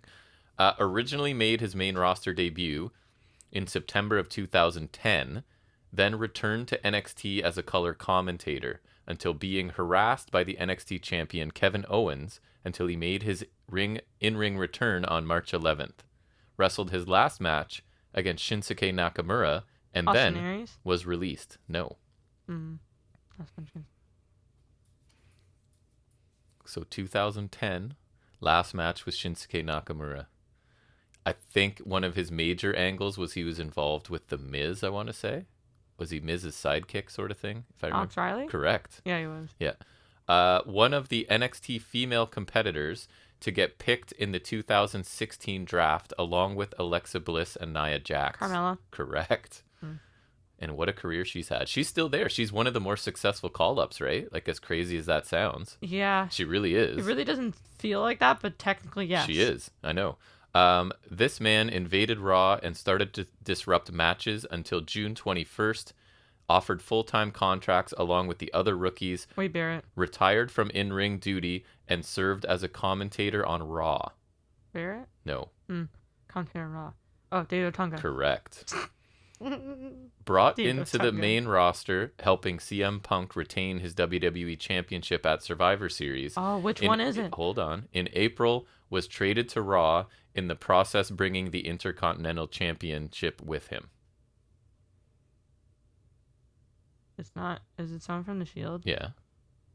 Is that information not correct? Oh. Dean Ambrose. Correct. Why were you looking at me like I was lying to you or something? Because I thought that the Intercontinental title would have been right after The Shield, but no, because that was 2017. So it was right? Yeah. Okay. Because I think it was, I want to say it was January 11th. I don't know if that's right. But he won the title from The Miz, and then in one of those Superstar Shakeup things, he went to Raw with the title. I remember. Brought into the main roster on August 22nd, 2017 as part of a tag team. Later moved to 205 Live. I can give you another hint if you're struggling, but I'll wait for you to guess. Guess first. Part of a tag team, then became a cruiserweight. Became a cruiserweight champion, actually. Despite not being able to wrestle. Enzo? Yes. No. What? Enzo Amore. Really? Because he was on the main roster before. He debuted on. I know. Brought into the main roster as part of a tag team. Later moved to 205 Live. Listen to the questions, man. He said he was brought in on August 22nd. I don't know. That's what my information says. Anyways, was one of NXT male competitors who got picked in the 2016 draft along with his tag team partner. Oh. He is no longer competing. Jason Jordan. But why don't you just let me finish, man? Yes, Jason Jordan. because other people listening might want to hear the full information and try to guess. You know what I mean? Made his main roster debut as the NXT champion in 2015. Later lost the title to Finn Balor, Kevin Owens. making him officially on the main roster. Again, you could let me finish the stuff that I spend lots of time researching and typing out, or you could just keep cutting me off, I guess. In 2014, made her main roster debut by defeating AJ Lee for the Divas Championship, although at the time, she was the NXT Women's Champion. Paige. Correct. Did you not know that? No, I know. Oh, you were just waiting? Because I told you not to interrupt me, so then you waited an extra amount of time? No. I know how your mind works. In 2015, she made her, along with Becky Lynch and Charlotte, she was brought into the main Who roster could it be? to take part in the Divas Revolution feud. Who would go with It's a them? mystery. Who could possibly go with They've them? never been associated with anyone else, those No, two. it's definitely not Sasha Banks, It right? is not Sasha Banks, or it is. Yeah. Initially on the main roster, later made his debut in NXT until he was brought again to the main roster, now a producer with WWE, unless he was released and I forgot. That's possible. So backstage now, was main roster, then NXT, then back to main roster, now backstage. Wife is with the company still. You love his hair. Alex Shelley? No. Love his hair, meaning you don't like his hair. I was being facetious. Oh. Good wrestler. Part of a tag team a lot. His wife is still I don't know. on the main roster. Really? His wife is he's Canadian, isn't he? I think. Tyson Kidd. Really? Yeah. Oh, yeah. His hair Stumped. sucked. Yeah. I kind of forgot he was in NXT because that was just kind of a weird run. It was, because he was a main roster guy, and then he came back. Initially made her main roster debut, but later she returned to NXT and remade her main roster debut in 2016, allying herself with Team Bad. Remember that? Naomi? Emma? Emma's correct, yes. Okay. Oh, yeah, because I remember she was... Yeah, Team... I remember, because then they teamed with, like, Summer Rae and other people, and I remember it was, like, Team Total Divas versus Team Bad and Blonde. It was. Yep, that's right. On the WrestleMania pre-show. Along with other Oh, I WWE remember. rookies, he invaded Raw and started to disrupt matches, offered full-time contract along with the other rookies, now a WWE commentator. Barrett. Correct. Made his main roster debut participating and winning the Andre the Giant Memorial Battle Royal Baron in Corbin. 2016. I remember that. Baron Corbin is That correct. was my first pay-per-view. I remember him winning that. In the last eliminating Kane. In 2010, Tatanka was there, too. was one of the WWE rookies that invaded Raw and started to disrupt matches along with the Nexus, was released for You said choking... that like 3 times now. was released for choking a man with his tie as part of a segment, and this is my own editorial adding at the end, is now the best wrestler in the world. Adam Cole. No. Daniel Bryan. Correct. Was one of the NXT male competitors to get picked in the 2016 draft along with American Alpha and Finn Balor. Oh, I was going to say Finn Balor. Has since been released. Ooh. Okay. Let me think. A very energetic fellow. No Way Jose. Nope. Good guess. Oh, Mojo Rawley. Correct. Because Zack Ryder was on the main roster. That was weird because he was like kind of doing like a duality thing. Hype Bros, right? Yeah. A dominant tag team in NXT with face paint, I threw that in for you, Oh. who were giant disappointments during their time on the main roster. Neither member is still with the WWE. The Ascension. At least on the main roster, they did improve their face paint. Or Victor did, at least. Maybe. She served he as did, like, basically a valet in NXT for a tag team, but has been one of NXT's greatest successes on the Alexa main Bliss. roster with multiple title wins. Bliss. Correct. Yeah. Again, wait till I'm done, because you can't hear 2 people talk at once, man. Was never NXT champion in his brief run in NXT, an impressive physical and athletic talent. WWE tried pairing him up with Titus O'Neil. He is still on main roster WWE. Apollo Crews. Correct. Or Apollo. I don't know what they're calling him now. As with Apollo Crews, this is someone who may have been brought up to the main roster too soon ended up chasing after the 24/7 championship, basically became a walking, talking, dancing punchline, no longer in WWE, was briefly in Impact fairly recently. No way. Correct. This was an entire group that was brought up together. They no longer exist. Only the female member still has a contract with Sanity. WWE. Correct. Avi. I was actually just watching like a thing, and like she's like You the liked only Sanity member. a bit, eh? Yeah, they were kind of interesting. I remember seeing them when they were tag team champions in that house show. I don't know why I remember it, but they were defending against Moss and Sabatelli. Oh my god. Former model and pro soccer player, did not know, who was so bad on the main roster she was sent to Full Sail for seasoning before returning to the main roster, arguably no better. Recently released. Oh, Eva Marie? Correct. Soccer. I did not know that, if that's even true. My source says it is.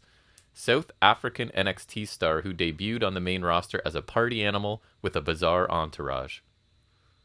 Adam Rose? Correct. South African? Because he was Leo Kruger, which I thought was he was like a Yeah, I remember seeing former a bit of it. like military guy who I think his gimmick was like he had PTSD or something. I don't know. I thought it was cool. Cooler than Adam Rose anyways. Whoa. Adam Rose is the coolest, okay? Refused to become a masked mouse and was made to languish in undercard as a consequence, despite having a string of highly impressive showings, and he revived the cruiserweight scene in WWE. Neville? Correct, my boy. My boy.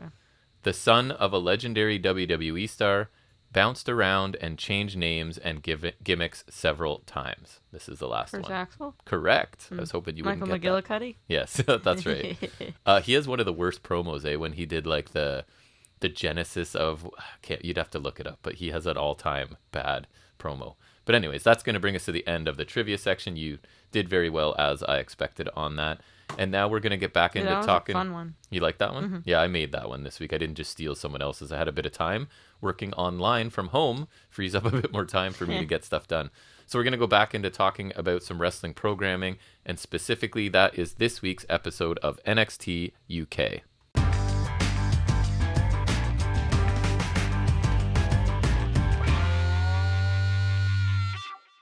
So NXT UK this week started with a sort of video hype package for the show's main event, which is Meiko Satomura defending the NXT Women's Championship against Blair Davenport. I thought it was a good little package. I don't know. I like this simple story, right? The idea is that Davenport was the top gaijin in Japan, and now Satomura is in the UK as the final boss. So that's sort of setting up this feud. Did you have any thoughts? It was just a quick little intro package. I thought it was pretty good. All right. Yeah.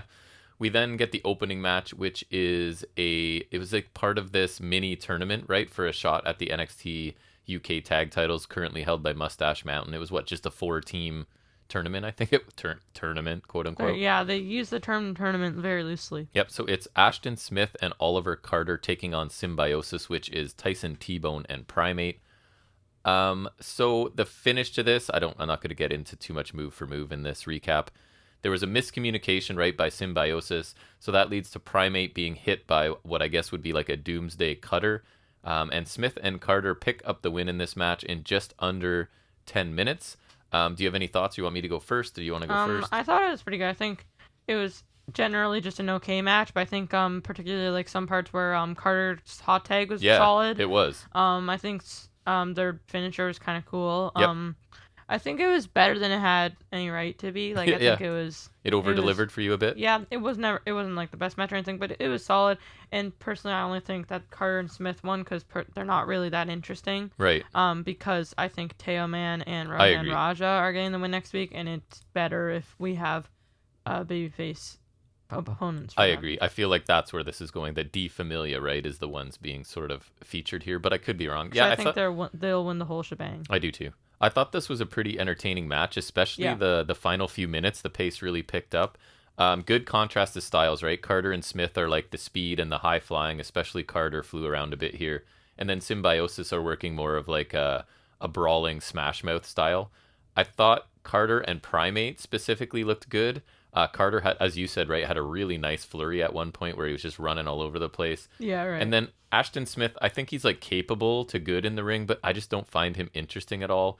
And then Tyson T-Bone is just your like straightforward kind of brawling guy. There's a place for him for sure. I don't think he's bad, but it's definitely, I thought Primate was the one doing more of the complicated wrestling moves, and then T-Bone was just kind of mauling people when he had the chance. I feel like the Wild Boar guy Me would too. work better with Primate. Yeah, I don't know what happened to him. Yeah, they used to be a good team.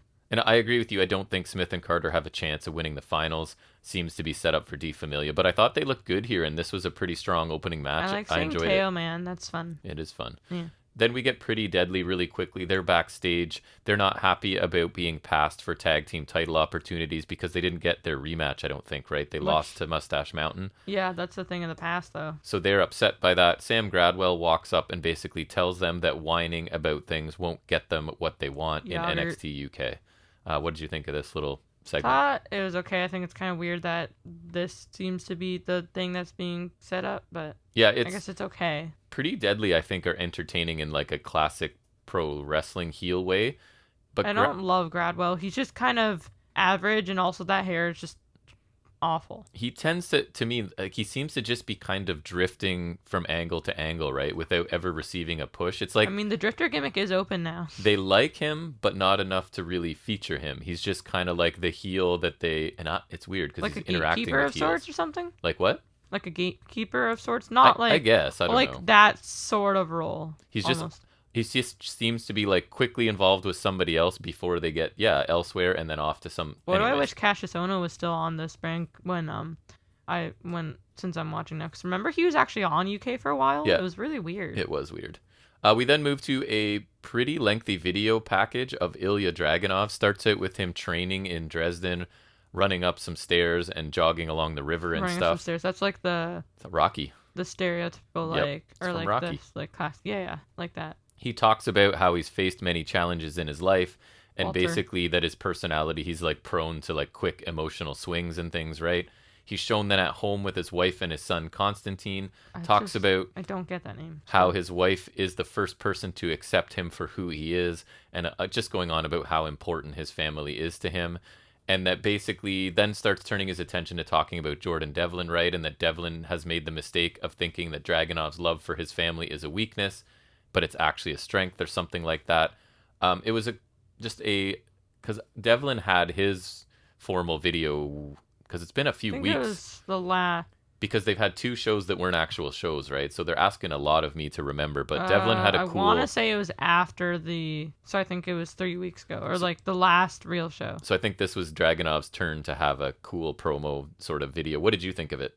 I thought it was cool. I think the training was just kind of just to have some sort of footage with the background like narration and whatnot, because I think they just need something. The family stuff I think that works, because I think it does like kind of lend well to his character that they've built in that Walter feud, right? Where he just kind of like just comes off sometimes. Yes. So I think it was pretty good. I kind of prefer the Devlin one still, but I think it was pretty good. Yeah, I thought this was really cool and really well done. Realistic, which is my favorite. You get a glimpse at Dragunov's real life, and I love that.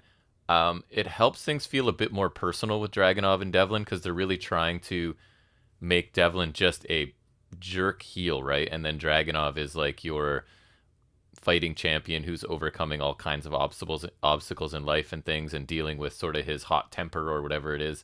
So I think each man has had a cool video package now. I think it's a pretty good build to what could be an awesome match, right? Like the payoff with this match could be amazing. We then get a quick recap of A-Kid beating Nathan Frazier, which earned A-Kid a shot at your favorite championship, the Heritage Cup, which is currently held by Noam Dar.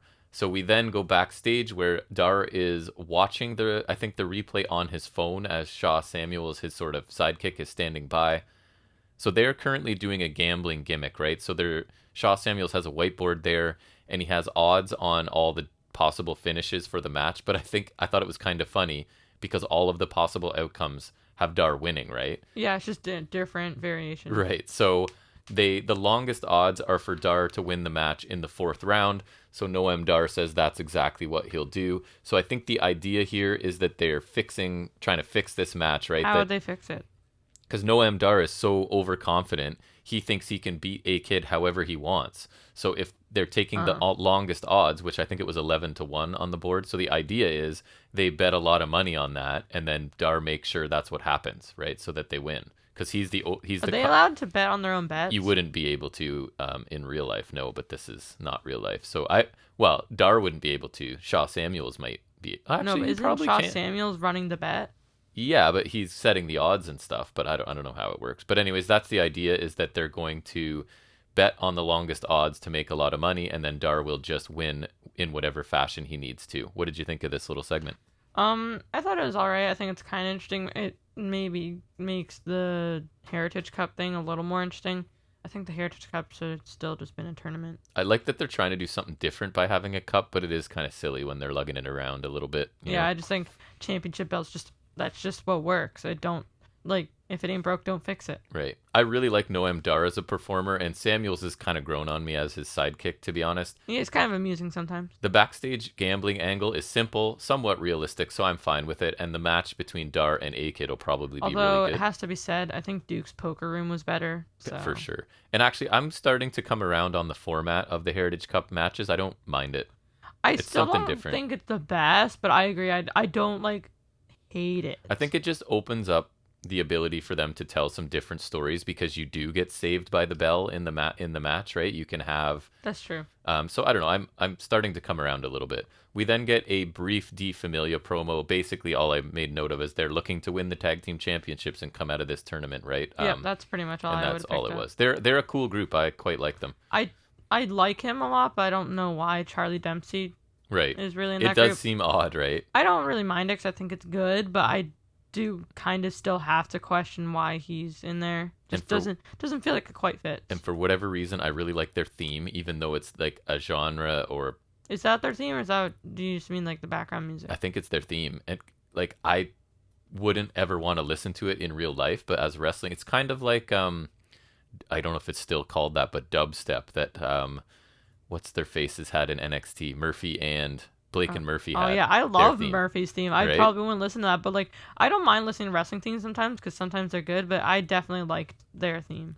And then we get a match between Myla Grace, never heard of her, and Zaya Brookside. Don't like her.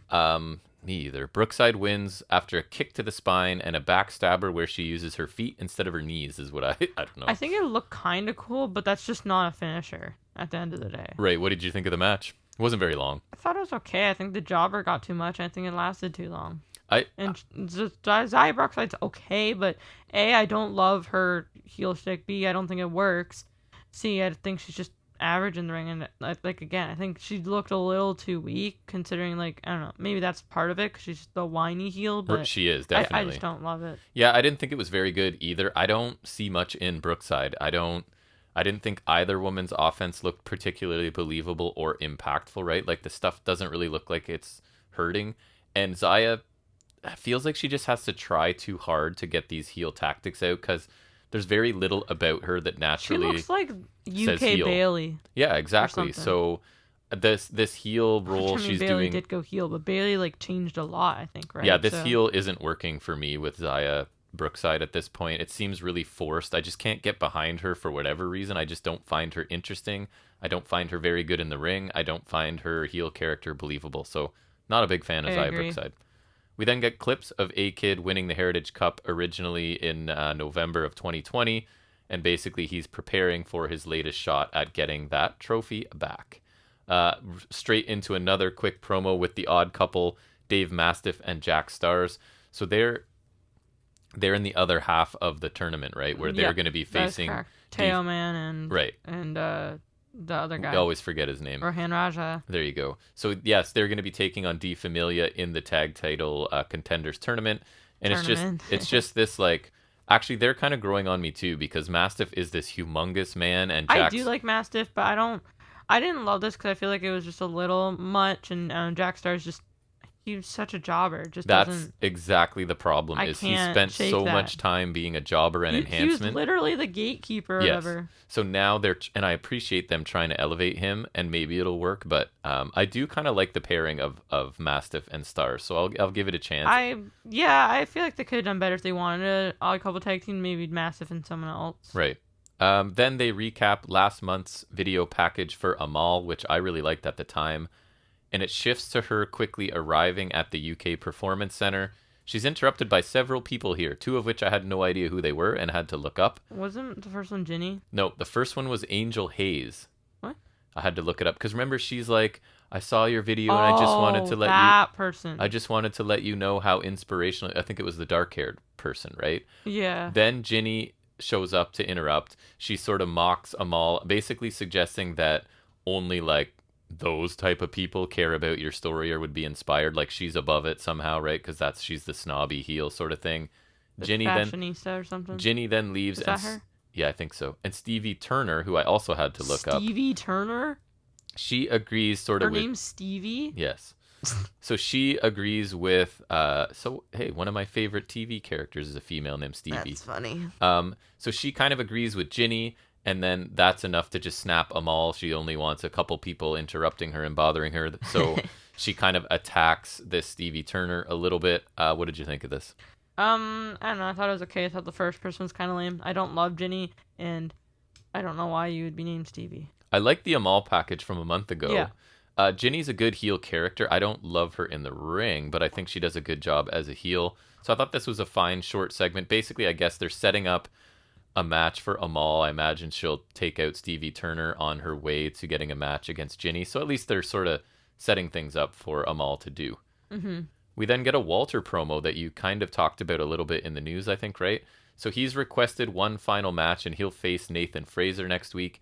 He says he's dominated since his arrival and the mat is sacred to him. He refers to his record title reign and all he's done for the sport. In his last match, for now, he says, he'll take on Fraser, who he calls the future of the business, but he's not impressed with Fraser since, like everyone else, he's in this for himself and is taking the piss out of the wrestling business, like making a mockery of it. It's like a British phrase, I believe. He will defeat Nathan Fraser because for him the mat is sacred. Thoughts? I enjoyed this. I think it was a very Walter promo, but I like that. I find it kind of odd that he's leaving because I don't see what else he's gonna do. I don't think he'll want to stick around in NXT now. But I have concerns. Yeah. That I do too. But I think it was a good promo. I think Fraser's an odd last opponent for him, but could create a good styles clash. Absolutely. I thought same thing. Like Walter's promo style, right? It's this idea that he's just a ring general and a professional wrestler, and all of these other guys that are doing this high flying and adding flourish and trying to be entertaining, he's got no time for that. It's about just crushing people as efficiently as possible, right? And winning matches. So I think that's really cool. His promo was good. And it sounds like he's going to be staying in North America for a while, which is what makes me nervous, right? Because there's nowhere for him to go that I feel like would use him right. He's a can't miss superstar, but they could screw it up. So I guess he's not can't miss. They will, but you know what I mean. Can't miss for smart people. I just hope they treat him well because the man is amazing. So yeah, I like this little segment. And that brings us to the main event, which is Meiko Satomura. She does end up retaining. She defeats Blair Davenport for the NXT Women's Championship with what I guess is like a seesaw pinfall back and forth, with Meiko eventually pinning Davenport. I did have a few notables from this. I thought there were some really stiff kicks from Meiko. I think Davenport's a pretty experienced wrestler and is just sort of like, go ahead and kick me, right? Like they kind of had an agreement. There was a really nice kick to the head by Davenport from the floor to Meiko in the ring still, and then she followed that up with what I thought was a pretty cool draping DDT to Meiko from the apron to the floor. Commentary, I noticed, are really trying to put over that this is the most vulnerable that Satomura has looked in NXT UK, that Davenport's, pushing her to the limit more than anybody else has, I guess. We then get a pretty stiff-looking slap exchange and a really nice Saito suplex by Meiko. Meiko then counters the Falcon Arrow from Davenport, which is her finisher, into a DDT, and then she lands her flipping handspring kick to Davenport. There's a really nice running high knee by Davenport, followed by a top rope double stomp on the apron for a near fall. Meiko fires up then, hits two running DVDs that are pretty nice for a near fall, and then her scorpion kick is countered with a nice knee to the face by Davenport. That earns her a near fall. Davenport then attacks Meiko after the match as well. Meiko wins. Davenport attacks with repeated knees to the face. She was doing Ibushi's move, right? Oh, yeah, Kamagoi. Repeatedly. and then she sort of picks up the title, holds it high, even though she didn't win it, and that kind of ends the show. What did you think of this match? It also ends her chances of winning it again. Maybe. What did you think of the match? I think it was pretty solid. I think Davenport looked better here than that last match I saw her in. Yep. I'm still not a huge fan of her, but I think she's all right. Satomura looked really cool too. Finish, I don't know. I would have preferred a little more decisive, but I think it's all right. And the Kamigoye was okay. I really like this match. Both of these women worked a pretty physical style here. I feel like this match elevated Davenport in a loss, right? She was presented here as like a legit threat to the point where Mako, and I guess that's the point, right? She had to win by any means necessary. She couldn't just hit her finisher, so she had to take the, not roll up, but whatever you want to call it, right?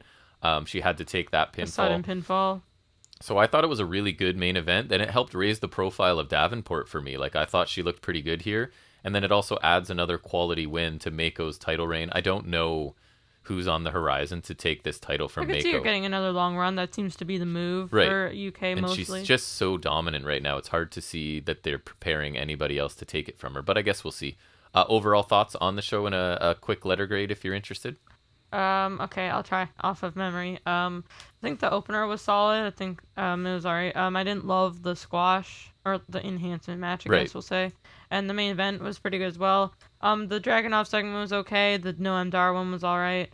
The A-Kid one was also okay. I'm missing one. The Amala one was fine as well. I think overall it was an okay show. I think the matches were pretty strong and the segments are just okay. So I probably could put it at like a B-. Fair enough. I thought it was a pretty easy episode to watch this week. I do like that it's like just an hour though, right? So and that definitely helped. They get a lot done in an hour, right? It seems like that's true. So I really liked the opener and the main event. The Zaya Brookside match was sort of like a throwaway for me. I wasn't a big fan. Love the Dragunov package. None of the other segments were bad, I didn't think. So I thought this was a very good show. I liked it a bit more than you. I gave it a B+. I thought it was just an easy to watch with two matches I enjoyed in an hour, so that gets a B+ from me. And I told you as we were watching it kind of reminds me of NXT. I don't know what the actual year would be, but when it was still an hour and yet to be a super indie, but they were starting to develop people who could actually wrestle, you know what I mean? It wasn't like they grabbed bodybuilders and football players and tried to turn them into wrestlers. They had other people who were wrestlers but needed more seasoning. So it kind of reminded me of that, and I enjoyed it this week. So that's going to bring us to the end of our NXT UK talk. We'll transition into our next segment, which is us talking about some other stuff from the week of wrestling that we call Any Other Wrestling Business.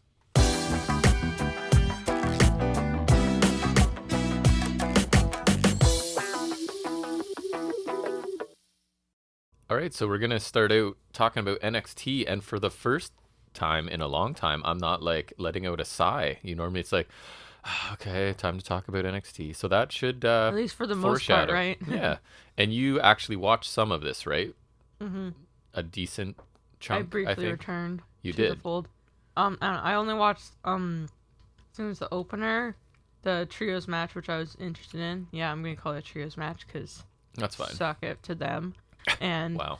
I think I might have caught the women's three-way. I know I saw the entrances because I remember chuckling at Gonzalez on a motorcycle. Right, you did. I remember that as well. And also Mandy Rose coming out of a helicopter with black wings on their back. Right. And then also Dark Angel. And then Corey G with the penny board. But I think I saw the match because I remember the finish. So. Well, and then you were like, man, I'm done with Daniel Bryanson because Cora Jade is the truth. You thought she was the best wrestler of all time? Obviously. Yeah, and then I definitely said Daniel Bryanson, right? Daniel Bryanson.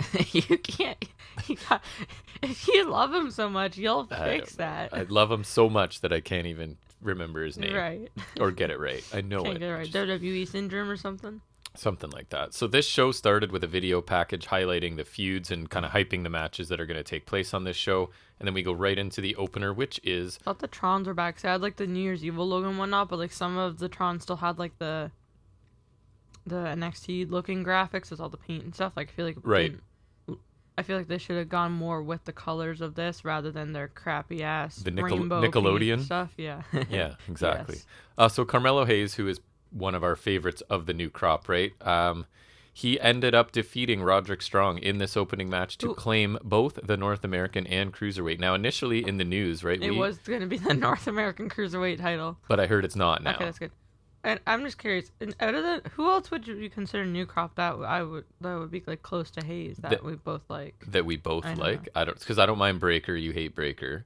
Breaker's Von Wagner's awful. Oh, Von Wagner's probably my least favorite. D'Angelo was good in that match. But he's generally with Dunn, but character's terrible. Who else is good? I mean, guess Trick Williams. Just kidding. I can't even let that simmer for like. You can't even let the joke finish, right? No, not at all. No, I guess he is right because I can't place my. Not Andre Chase. I mean, I don't hate him, but he's definitely not positioned to do anything. I'm trying to think. I really can't think. No, me either. I'm trying to think else. of the new crop that I don't mind. Like I'm not a big Sikoa. Waller? Yeah, I like Waller. I don't mind him. That's fair. Yeah, Sikoa's not great. He'd be the other one. Waller. I don't know. Core Jade sucks. Zion Quinn. Zion Quinn. Tiffany Stratton.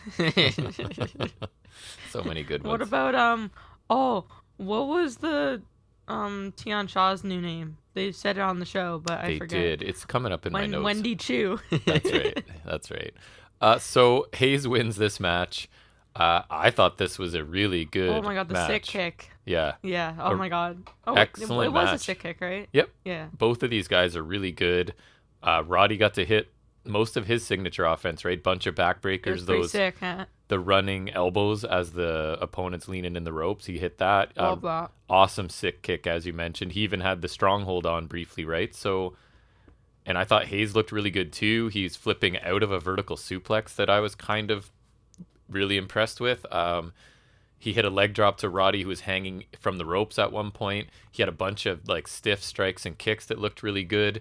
And I thought it was by far the best version of his finishing top rope leg drop. Like, it looked actually good. Look, for like a cruiserweight like guy who's like, so he can do all this stuff, I really think a top rope like axe kick leg drop is very just. I thought this one looked good. Sometimes my issue is I still don't like it. I think I agree it's the best it's looked like compared to other times, but as a move I just don't like it. And it's one of those things that unless it's done really well, the setup, the guy who's taking it's got to get in position, and right? I feel which like is annoying. It's an okay move already when you're using it just within your arsenal. Yeah. But when that's your finish, I don't see it.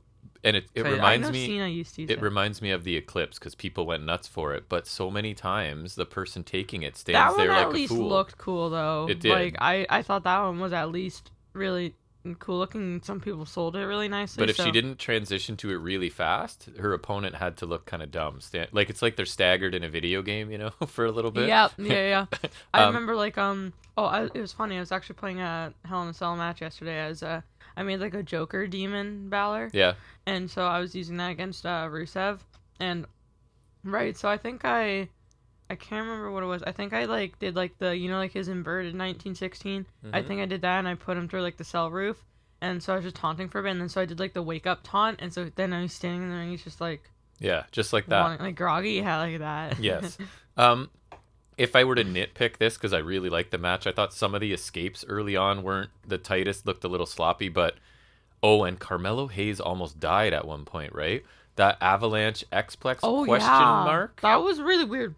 Yeah, I'm not sure what it was. Roddy hit like, I'm trying to remember, I think like, wasn't he like... It looked, it looked like a backwards X-Plex or something, my right? Best guess is that Roddy hit an avalanche X-Plex, but then I'm not sure because I think the point was Hayes was supposed to counter because Hayes went for the cover, right?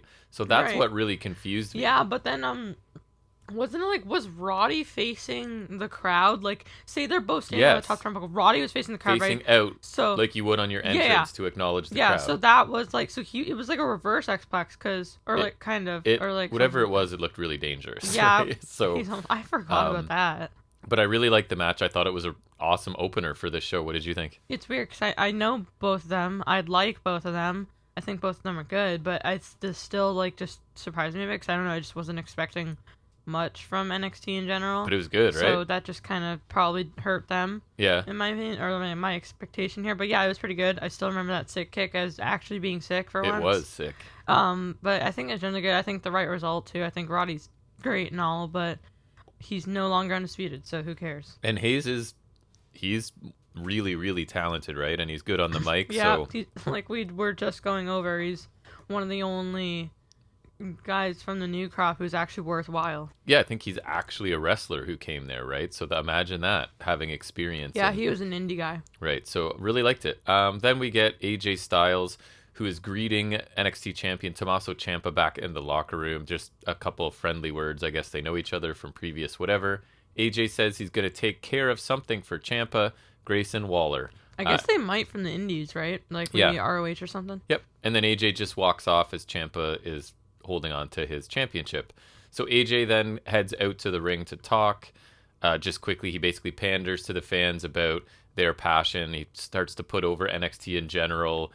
Something about he regrets not starting his WWE career in NXT, right? Because he was straight to main roster Yep. I from think Japan. that was kind of like a lazy kind of. Me too. It's Like, yeah, right. Oh yeah, you wish you were in NXT. He was like big time from the get go. And getting bigger money. Right. Every Yeah. second of the way. I'm sure he wished he was in NXT. Maybe he wished he was in NXT when in like 2017, Right. like when it was for match kick stuff. ass. Yeah. But like Not now. not now. It's like this is. You're telling me if he really wished he wanted to be, or he wished he was in NXT, that he chose now to come here? You really think that's how this is Well, gonna he was work? just enhancement talent for Omos, so he does need some development, apparently, right? So Right. he then turns his attention to Grayson Waller, who is disrespectful and doesn't know his place. Waller's music hits, he comes out, he taunts AJ over his loss to Omos. Waller says AJ lost on Raw because Waller is living rent-free in his head. You know, considering WWE's tendencies towards certain superstars, I'd like to see how Waller would do against Omos if he's talking all like, considering how WWE is. I would like to see He'd how get he squashed handles worse, I himself. think. Right? Yeah. Yeah. I mean, he is actually from NXT, so He is. AJ responds by saying he's never had a one-on-one match in NXT. Did but he have? Is that saying he's had a match before? Because not one, maybe a tag team or something? Is that what the I feel like implication he is? could have. Because remember the 2019 Build to Survivor Series? I know there were some Raw matches. I know Probably. Ricochet came back. I want to say that AJ maybe did. I feel like he teamed with the OC. Look it up. AJ Styles on NXT. Okay. But I don't know. But they also said that next week is his in-ring debut. So True. I don't know. Anyways. He says he's got his gear on tonight. All they need's a referee. Waller, classic heel, not on phenomenal time. We're on Grayson Waller time.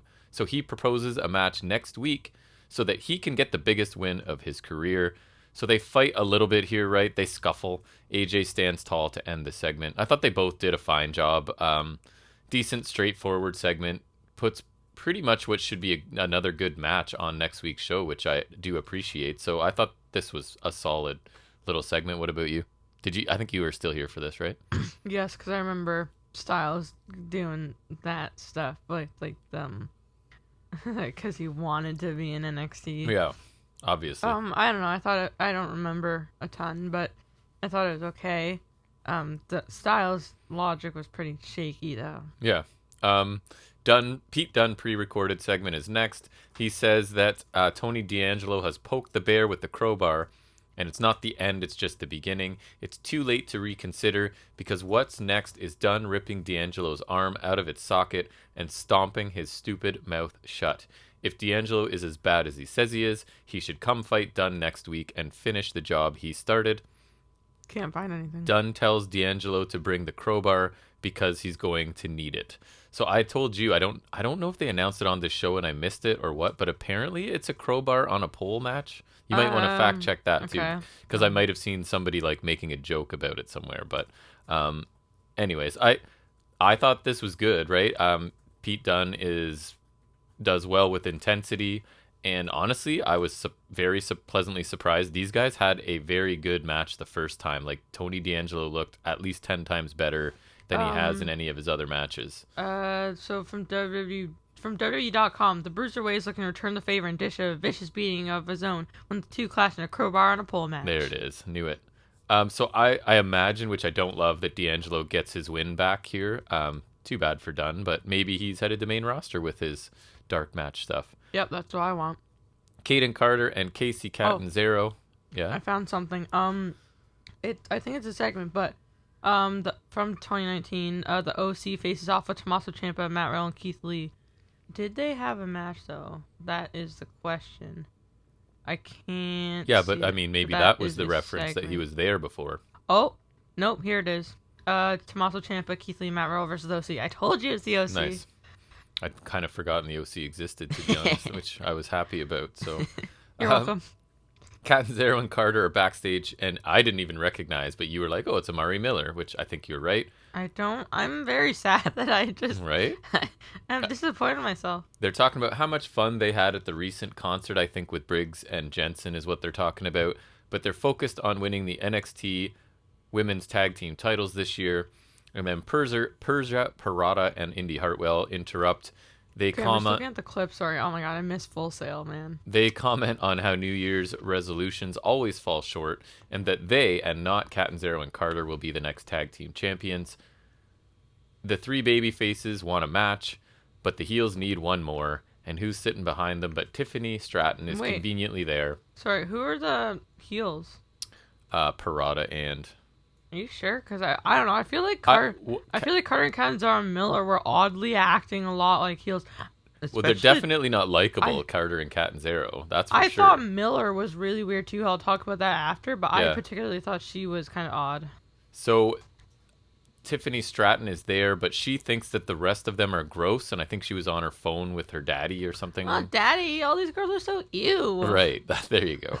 And then Mei Ying, nope, Wendy Chu apparently is there napping in her onesie and her sleep mask, and asks why the heels are looking at her like a ham sandwich. So that's her debut line in WWE. Oh, the fact that Right there. Luke Gallows is on NXT once, that just is depressing. Even though it's for like one match or whatever, it's still sad. So I did not love this segment. I guess it's set up a way Yeah. to introduce I Wendy found it Chu. really weird. Yeah, I did. Because, like, I don't know. I thought Tiffany Stratton was bad. Wendy Chu was weird. I thought Mari Miller was really weird because she's like, if they're just talking, then Persia Prado and India Hart will come in, who aren't great. And then, like, she just automatically sides with Carter and Catanzaro. Like, they're Right. just, like, best friends. Or all of a sudden, like, I don't know.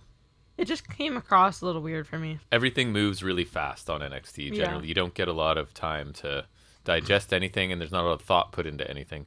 We then get the match you came for mostly, MSK taking on Riddle.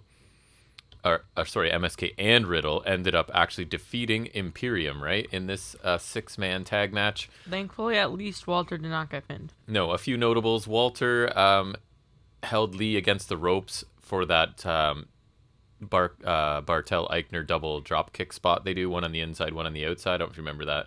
So Walter sort of held Wesley in place for that. That was cool. Yeah, I remember liking that. Yep, Riddle got one of his unique, like, lengthy offensive flurries that I've missed not being a main roster. Just like the number of things he can string together, right, and just throw people around is really unique. Yeah, I forgot how great he is. I really miss him. MSK hit double suicide dives while Riddle did a twisting springboard something to the floor, so hitting all three of them out on the floor at the same time. Walter hit a drop kick, then a power bomb on Riddle for a near fall. MSK got their blockbuster neck breaker finisher on Eichner, and then Riddle followed up with what's the twisting splash off the top? Floating bro. That's it. I always forget the name of that. Riddle was the legal man for his team, so he hits an RKO on Bartel right after that blockbuster spot for the win in 15 minutes. What did you think of the match? Balor interfered in that. I have it muted, but I'm watching the clip from that six-man tag, and Balor interfered. And I always remember when he came back to NXT, but like he was still like heel. Cause remember he kind of shifts into like kind of a anti-hero. Yes. But it was like when he was like heel, so I thought that was kind of funny. But I thought it was pretty good. I think Walter once again did not get the showcase that he deserved. Because I feel like last time, I think, and whenever he comes to the U.S. and it's not a title defense, like he defended against Dragunov and he won the title from Dunn in the U.S. technically, but like when last time I think he came to the U.S. for a match that wasn't involving his title was Survivor Series, and he didn't look great there either. Right. I think he got some stuff here, but I still don't think he looked like he didn't get the good representation like I think he is in UK, right? I think that's part of why I'm a little afraid because of this match, right? Like, it was like, yeah, he's good and he did some Walter stuff, but Walter's a killer. Also, he needs to stop slimming down. He is part of slim, his thing is that he's not very slim. That's No, he's lost a part bunch of of weight, I thing. would suggest. That's part of Walter. I thought it was a good match, though. No, I thought it was generally good. I think it was really nice to see Riddle, too, because I really like him, and I don't get to see... I think also his aura a bit, if he ever had one, is kind of diminished with the whole RK Bro thing, because I feel like he's always been, like, the chill, laid-back guy, but I feel like it was always to an extent... Like, I feel like he's a little too comedic now with right. the whole RK Bro thing. Like, he's been kind of reduced to that. For sure. Bit, and then, like, has. and then Orton is, like, the straight man. Yeah. Which I'm like, because Riddle's such a killer in the ring, right? So I feel like, I don't know, like, that he can be more laid back, but I feel like he's a little... Because I feel like in NXT, they always did it pretty well, right? He was like, laid back, but he wasn't stupid. Right. I yes, guess, exactly. is That's maybe the exactly difference. how Every I would baby put it. face on main roster is stupid, basically. Yeah. But I think, it was generally a good match. And I would love Riddle versus Walter. I don't know how they can swing that, but me too. They have to. That's what I'm hoping we get. Yep. But yeah, I thought this was a really good match. Lots of tandem moves, action all over the place. And they definitely ignored tag rules here, but it doesn't bother me in AEW most of the time. And so I'm not really going to complain about it here either. It didn't bother me in this match. I like you're saying I would have liked Walter to look more dominant than he did. But WWE's just not good at that. Yeah. So that's why I'm worried, like we're talking about a little bit about him in North America. But a fast-paced 6-man tag with a finish that I would have imagined, right? I figured MSK wins here and then lose when the titles are on the line. Sucks that Randy Orton couldn't be here, am I right? Although now it's all about Dusty Cup, right? Is what Yeah. the tag team stuff seems to be centered on. So The Dusty Cups are going to be so bad. I don't know. We'll see. MSK's in it. Yeah, Gacy's but, in it. like, He's okay. I think he'll be in it anyways. They just don't have, especially now more than ever, they don't have enough tag teams. Like, they usually, I feel like most of the time the Dusty Cup had, like, enough good tag teams to sustain it. Yeah. Right? But, like, now it's just, like, you got teams like Briggs and Jensen and, like, I don't know, Jacket Time is just weird. Although they could be decent in the ring, actually. They can, but they're a joke. But, I don't know. There's just a lot of joke tags in here, and especially the women's Dusty Cup. Like, are you kidding me? That's just going to be such a joke. Well, hopefully, what you hope is that they have to force a team together and they turn out to have some sort of chemistry or like, connection I remember with they the paired crowd. Black and Ricochet together. That worked. Yeah. They main rostered that way, right? Yeah, they started on main roster that way, and that's actually how they started teaming the Dusty Cup. I remember that was their farewell match against the Viking Raiders. Right. Oh, I forgot to tell you. On SmackDown, Viking Raiders lost to Corbin and Moss. Obviously. How could they ever win? Right. So Joe Gacy's with Harland, talking to Mackenzie about getting into the Dusty Cup tournament. Gacy says that Harland is working through some things, coming to grips with what people have done to him in the past. He's made great progress. I like some specific examples, actually. He's made great progress in recent weeks and has shown more restraint than ever. Competing in the Dusty Cup Tag Team Classic would bring Harland peace, joy, and happiness. He knows they're a brand new tag team, and they don't want handouts, and they don't want to be automatically entered into the field for the tournament, or for the cup, I guess, but they'd be happy to prove the tournament committee that they are a viable tag team. Gacy thanks Mackenzie for her time. Sorry? There's a tournament committee? I guess. I don't know. He thanks Mackenzie for her time and walks off with Harland. Were you still watching at this point? Yeah, I find it funny that this supposed madman Harland or whatever, the thing that would make him happy is teaming with other people to win a title belt. But I think that's Gacy who's using him, right? Yeah, maybe. As basically a way to get himself. A vehicle to get a title, right? Because he's supposed to be this dominant guy. Yeah, I could see it turning. Because he's like the cult leader guy, kind of like Bray Wyatt. I could see it turning out to be like this big, just using him. But I feel like that's also giving their creative team too much credit. Gacy, there's another guy for me of the new crop that I'm fine with in ring, and I think he's making this really weird character that could have gone awfully. I think he's doing really well with it. Started out not good. I think, he's sort of figured it out, and it's really good. I don't know how good Harland's going to be, but I like Joe Gacy. Didn't you see Harland? Yeah, I saw him in what it was like a minute, right? So I don't really know what. Didn't have Brian Kendrick. So I don't know what to say, and I like that these like excuses for Harland's violent behavior, right? And that he's actually doing a lot better. Like he threw a dude down the stairs a couple weeks ago, and wasn't that Kendrick? Yeah, he's doing a lot better though. Like he's been great lately. Right. So yeah, I don't know. Gacy works for me so far. The camera then cuts to the cockpit of a helicopter flying over, I guess, Orlando. And it's Mandy Rose. she says how this is how the champion arrives to New Year's Evil. Unless you're a Raquel Gonzalez hat. It lands, she gets out, she has the title, she heads into the building as we head to commercials. So I got some pretty decent Ric Flair vibes off of this. I kind of like this. This is like a way to make your champion look the way she's trying to be presented, right? As just like on another level and just a big deal and super famous. So I thought it was a cool visual for this show. I don't know.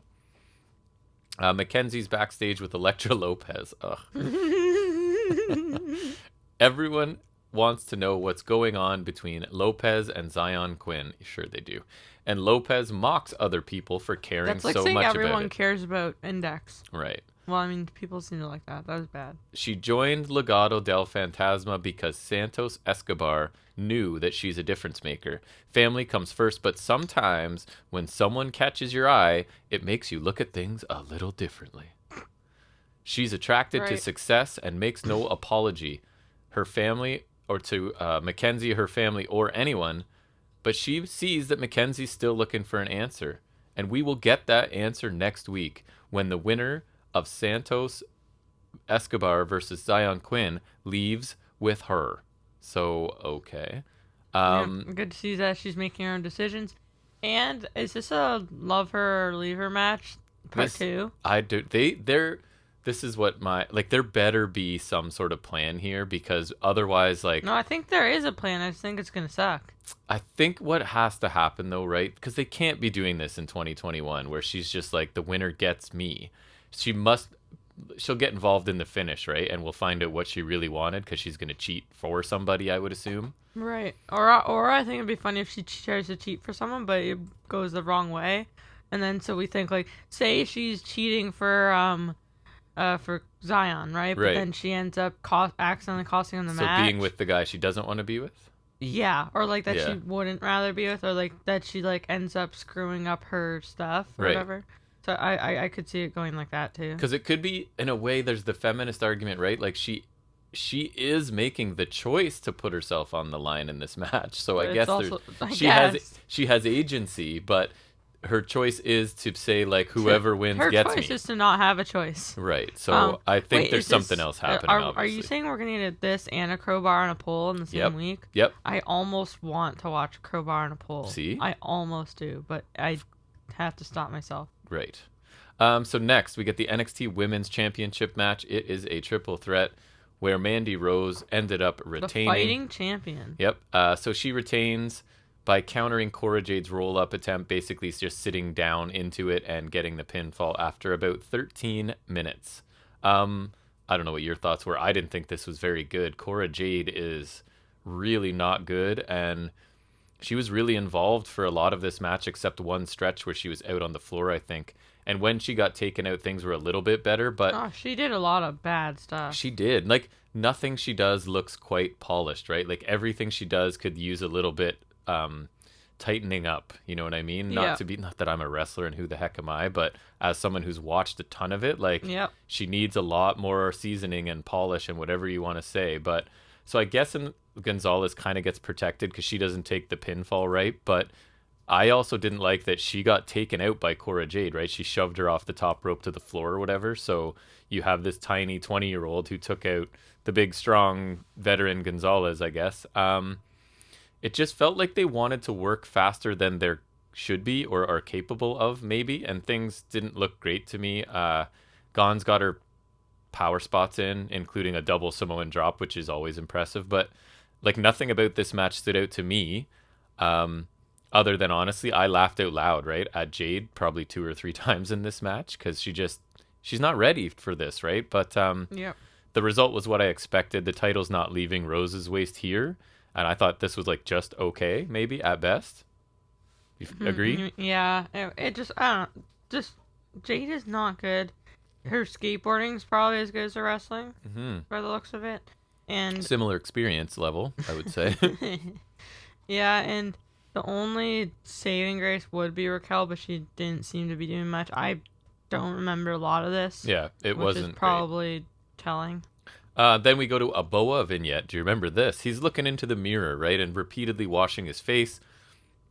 Talking into the mirror says the powers are uncontrollable. He can't contain them. He wants the powers to just let him face Solo Sikoa by himself. He looks in the mirror, rinses his face one last time, but then sees like a reflection of himself and then another one of himself with face paint on in the mirror right beside it, right? What did you think of this?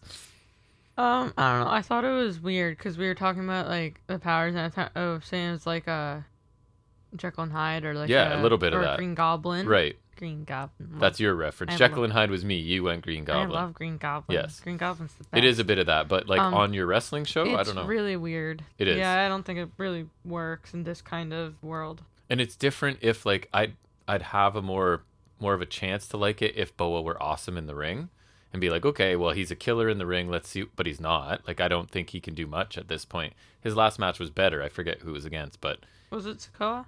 Might have been. He's still not very good, so I don't this is just, but it's a bit strange, right? He's been around since the first breakout tournament. Yep, so he has. Riddle and MSK are outside celebrating their win over Imperium. Riddle says that the journey's been incredible. It isn't goodbye forever, just for now. He leaves on his scooter, and then the Creed brothers sort of walk up. They say the tag team division just got way more competitive while MSK was on their little vacation with Riddle. They mention the only way that MSK will get another shot at the tag titles is if they can somehow win the Dusty Classic, but that's not going to happen because the Creed brothers are also going to be in that. The Brothers Creed. Right, that's correct. And then they just walk away. The Creed brothers don't sound very good at this point. I like them in the ring just fine. I think they've got a lot of potential, but at least they got MSK to stop being silly here, right? And be kind of serious and normal for a segment, which was very refreshing to see. So we'll see where it goes. I don't know. They're just announcing themselves in the tournament, I guess. Because everyone makes that decision. You just claim it. It's first come, first serve, right. probably. Wait, so then why does Gacy have to, why do they have to prove themselves? Shouldn't he just go, we call the spot, we're in? Dibs. It's the dibs. Yeah, why isn't that just the Trump rule in NXT? Like, dibs trumps all. Dibs in the tournament, and then you're in. Right. Just like Mandy Rose goes, who wants to touch on just your dibs? She'll take on all comers somehow. She's the fightingest heel champion ever. Does not make sense to me. But Andre Chase comes to the ring next. Says that last week was indeed a teachable moment. He was in deep trouble, and one of his students risked life and limb to slide in the ring and protect him from Harland. That's the kind of bond Andre Chase University has like that. Between the students and faculty. Chase is so grateful that Harlan didn't follow through and throw his student off the building, I think that was last week, because that would have been terrible for enrollment. So that's kind of funny, right? Not because the guy would have died, but because it would have been bad for his business. For his heroics and unselfishness, he wants to recognize this student who is he's sort of in the crowd, right? He knows it's talking about him, so he's getting all excited and jumping around. Jubilating. As Chase goes on about being so proud of him. And then this student becomes the recipient of the first ever Andre Chase University full scholarship. And Chase calls him to come to the ring. But Von Wagner interrupts. Oh my God, I hated this. I forgot that's what this was. And he says that the real star wants to say something. You mean say something? Something? No, he can't help it. It was so bad. He can't help it. Bro, this guy could not be more of a Jack Swagger now. I told you that already. Yeah, no, but he's... In size, in style. He's worse than Jack Swagger. In the ring, easily. He's uglier than Jack Swagger, and he sounds worse than Jack Swagger. So he says he hears the boos and negative comments, but when he steps in the ring, all of a sudden, he's everyone's new favorite superstar. And they all want to tune into the Von Wagner watch party to see who he's about to tune out next. That just makes me laugh so hard, because that's just so wrong on so many levels. Yes, because sometimes we're like, I can really see the heel's point of view. No, that's just so... Not at all. It's so wrong in every possible way. Chase tells Von Wagner to relax, as this is what teachable moments are all about. So Wagner, of course, attacks Chase right away and takes him out, grabs the student, I don't think we got a name, did we? Drags him over to the barricade onto the floor, and then he sort of goes to grab another fan out of the stands, but security get there first and sort of send him to the back. What was the point of that? Wagner's still really awful at speaking. Oh my God. It was like one of the worst promos I've ever seen. That has to be up there for me with like that initial Shotzi Blackheart video package. Remember with that? Her dad. That was like the worst, because I remember that was I think bad. it was in like I think it was before we started the podcast. It was Just before, I think. It was, I think, because Dynamite was on, right, and NXT was still the same night. It was Yeah. just before the podcast. So I remember I wasn't, like, really watching NXT. And I remember you showed me that, and it was just, like, the worst thing bad. ever. It was so bad. And to this day, that's what started my hatred for Shotzi Blackheart. But this was like that for me, because it was a really bad promo. It feels like they're trying to give him, like, the Brock Lesnar treatment, like he's just going to come down and kill people, but it's not working, right? Also, I hate that he still has that theme. It's really bad. And his beard just makes him look worse. He's big, strong, and boring, right? But they're going to keep using him because he's big and strong. The first two things are what they care about. The announcers apologize to the fans and are disgusted at what they saw from Von Wagner. I'm also disgusted. We're then shown security are escorting him through backstage and out of the building. They go through the trainer's room on their way to take him out, and Wagner has some words with Diamond Mine as Roderick Strong's getting some treatment on the trainer's table. I don't know. So I guess this means that's who Roddy gets to lose to next. That's what I thought. Come on. That's all I took out of this. Can you tell me, are Diamond Mine baby faces? I can't tell. No. From week to week, I'm not sure. So Creed's come off his heels, but not Roderick Strong. That's because Roddy's just Roddy. So then my question is this just next level wrestling and it's a faction made up of heels and faces? I just think it's something heels, new and progressive? They're not very good at booking, and Roddy's just not very heely sometimes. Could be. I think it's just Roddy's fault. We get a new vignette from Cameron Grimes. Sorry, Roddy. He talks about how 2021 was a big year. We see highlights of his storylines and feuds and stuff. Mm-hmm. It was full of the highest highs and the lowest lows. Talks about working with Hall of Famer Ted DiBiase. Mm-hmm. But that was Ted's legacy. Now he wants to create his own. He's taking 2022 to the moon. Says maybe he should stop chasing green and start chasing gold this year. I thought he was going to start chasing women. So I like this because it sounds to me like this is him going, I'm dialing back the comedy stuff and I'm going a little more serious wrestler looking for I don't know if you can do that in NXT 2.0 though. So I imagine, this is what I'm thinking, he's the next sort of contender for Carmelo Hayes, and that's a program I'm here for, right? So, yeah. I think I'd be fine with him being presented a little more serious because he's amazing in the ring. I miss him as the hillbilly, or the kind of hillbilly heel before he became a millionaire. I'll be honest. I think the millionaire thing started out really nice. Yeah. When he was still a heel, and it was funny at first. Yeah, and I he's not a bad babyface. He's turned out pretty good, but I really miss him as a heel, if I'm being honest. If you write Cameron Grimes something good, he will perform the hell out of it. Right. But you've got to give him something good. Like, he's going to do the most he can with anything, but if you're giving him crap, he can only do so much, right? Yeah, I miss him as a heel, though, to be honest, but I still think he's a good babyface for them to have. We then get the main event, which, as everybody expected, I think Braun Breaker, in fact, defeats Tommaso Ciampa for the NXT Championship. Is it just me, or like Ciampa had a really black reign? Like, I don't know, been great. It just feels like he was given the title because they had to give it to him. Yes, and then there was nobody else really to take it. They didn't put on Braun Breaker because that was too soon. I still think they shouldn't have, but at least they waited longer. You didn't see this match, right? I don't think. No.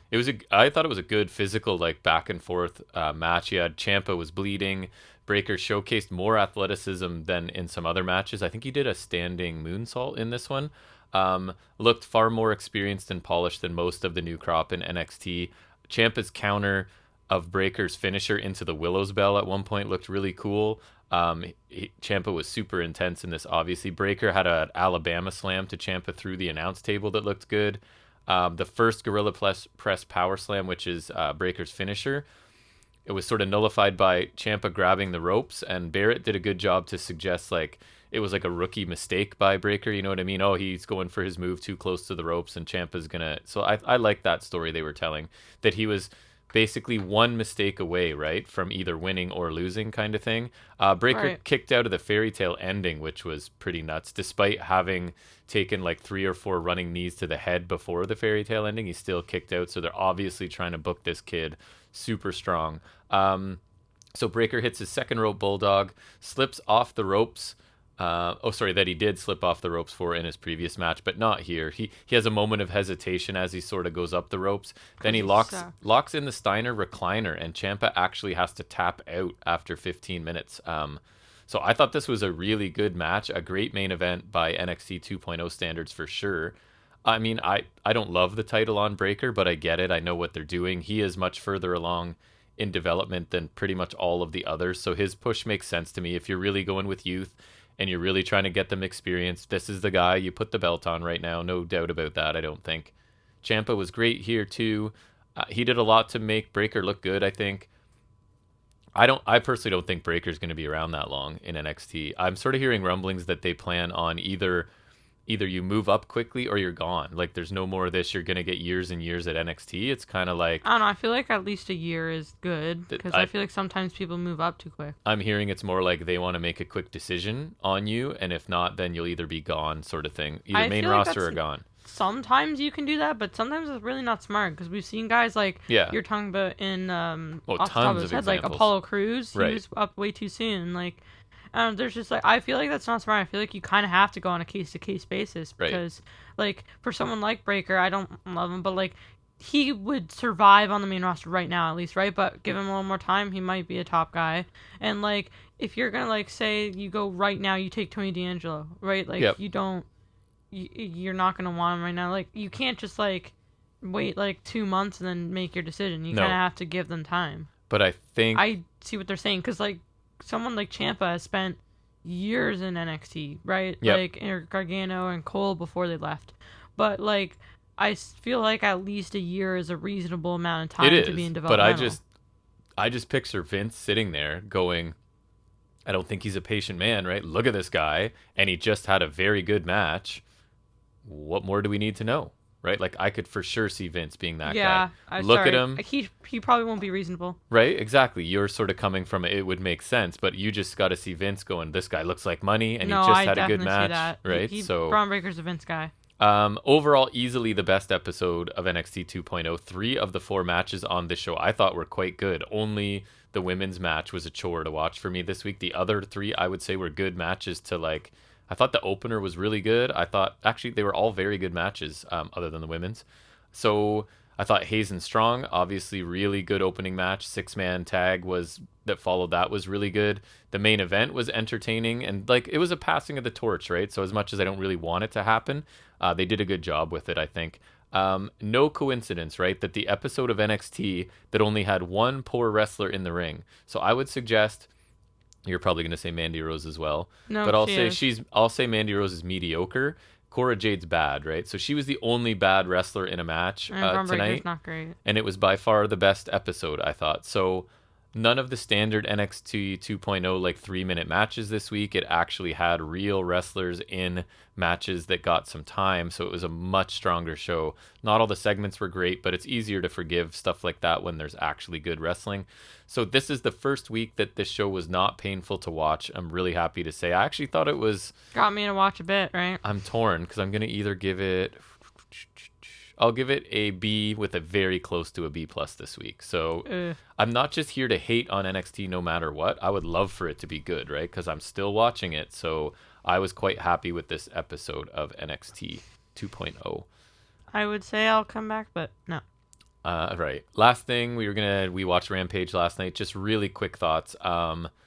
Cole defeated Atlas, right, with a lame looking finisher because I thought, I was right, I guess, right? He did actually hurt himself. Jake Atlas, so you could see Cole sort of call an audible from the Panama Sunrise, right, and go to this like what was it, just like a leg lock that looked the most basic thing ever. But I don't know, I thought Atlas, like, add him to the list of former WWE talent who look a lot better in AEW. I thought he looked a little better. I just thought he showed... I wasn't really impressed. Again, like I thought he showed more fire, more charisma. He looked more ability even. Like, he was presented as like a legitimate talent here. But yeah, he hurt himself, so I hope it's not serious. I haven't really heard. Yeah, I liked the match. I thought it was pretty good. You're not a big fan of Jake Atlas, but I thought he was. Yeah, it was alright. And the right guy won. He looked big here compared to Adam Cole. Hey, very that's big. Not nice. But anyways, what else was good on this? Cody's in medical protocols, right? We talked about that. Really quick, Tony Schiavone talked to Andrade, remember? And he basically wants to, like, he's surprised that Sting and Darby Allin are friends, right? Because he assumed Darby Allin was, like, working for Sting, was, like, his assistant or whatever. And he basically, I You think just he said was, name your price. right, he's offering Sting to basically buy the services of, like, it's kind of like Million Dollar Man and Virgil sort of situation almost, right? So I thought that was kind of funny. Yeah, that was funny. You got your first dose of Hook. He beat Aaron Solo with the Red Rum in, like, a basically an enhancement match. What did you think? I thought it was. We were just talking about this on a break. Yeah, right? I thought he was alright. You- Like I thought it looked pretty good, but I don't think it quite matches up to the hype. Like I think for like a starter, like he's pretty good. Yeah, but he's a kid with 3 matches. He looks I terrific. don't think it was up to all this hype though. I think he's I think that the hype's a little extreme. and he just connects with the crowd for whatever reason. I think for the amount of experience he had, he looks really, really good. He already knows a bunch of different complex submissions. He's got throws and suplexes and just this, like, don't care if I'm cool, not trying to be cool, but everyone says I'm cool kind of vibe going for him. I think it works. But Solo got 1 flurry. That was about it, right? And I really like, one of my side notes was that I like the way Taz handles doing commentary for his son. He puts him over to a certain degree, but it's realistic and it's not, like, completely over the top. You know what I mean?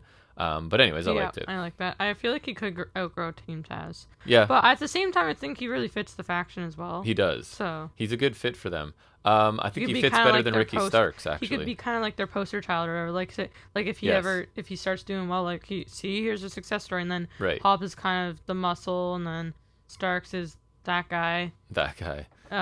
who talks and says things He does. in English. Yep. And then I don't know, Brian Cage should be in there still. And speaking of Starks, he basically says he's defending the FTW title against Matt Sydal Yeah. to prove a point to Dante Martin. I right? think it's a very random match, but I was also saying, like, it doesn't mean anything because it's the FTW title, but at the same time, it looks like an appealing one.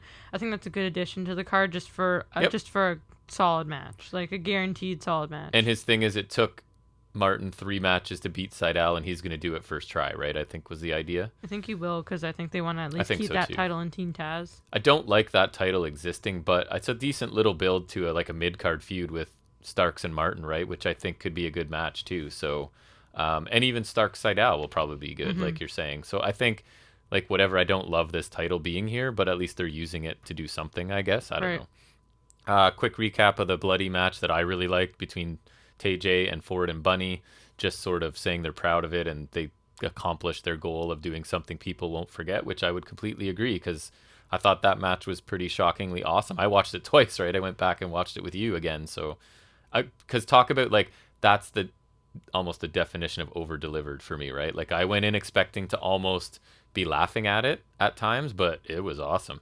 Anyways, then Riho defeated Ruby Soho. Oh, sorry, Riho and Ruby Soho defeated Britt Baker and Jamie Hayter. It was a very just there match. Like, Yeah. I don't really remember much from it, even though I watched it yesterday. It just nothing. It was like Nothing really happened. miscommunication finish, right? Hayter, I think, hit Baker with a forearm, and then Rio rolled her up, was basically. But this was my complaint about this. Remember, I was talking about it with you. We're told we're getting these 90-second picture-in-picture commercials, which we do, but then we get at least another 90 seconds or 2 minutes of commercials without picture-in-picture. I don't know if it's just where we're watching it. We're watching it in Canada. I'm streaming it from an app from a sports station that I pay for.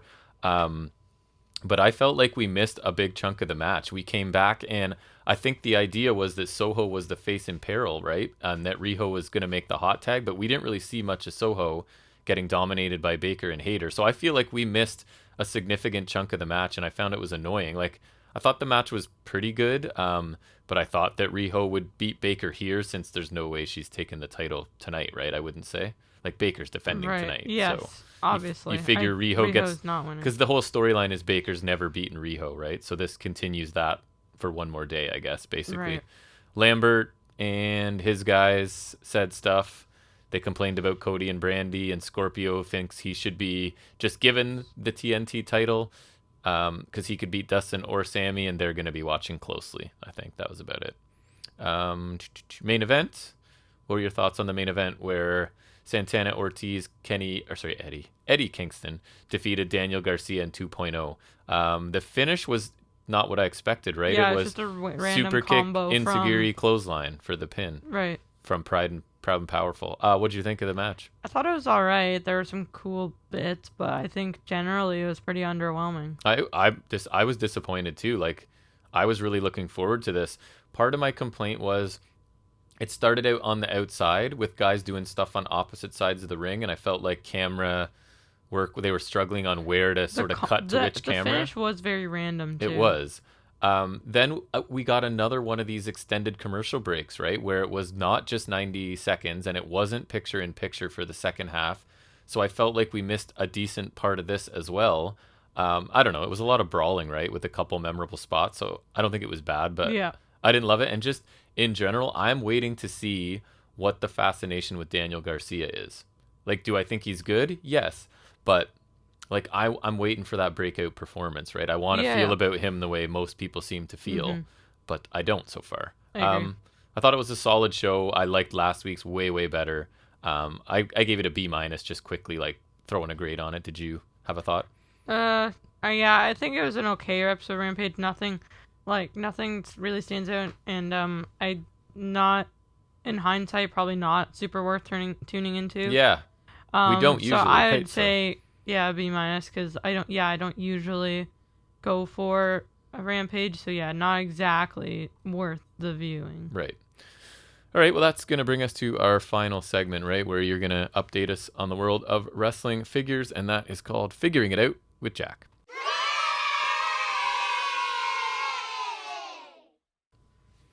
So there's not much, but there's one new series of AEW Unrivaled, Nice. Series 8. They just put out like some images for those figures.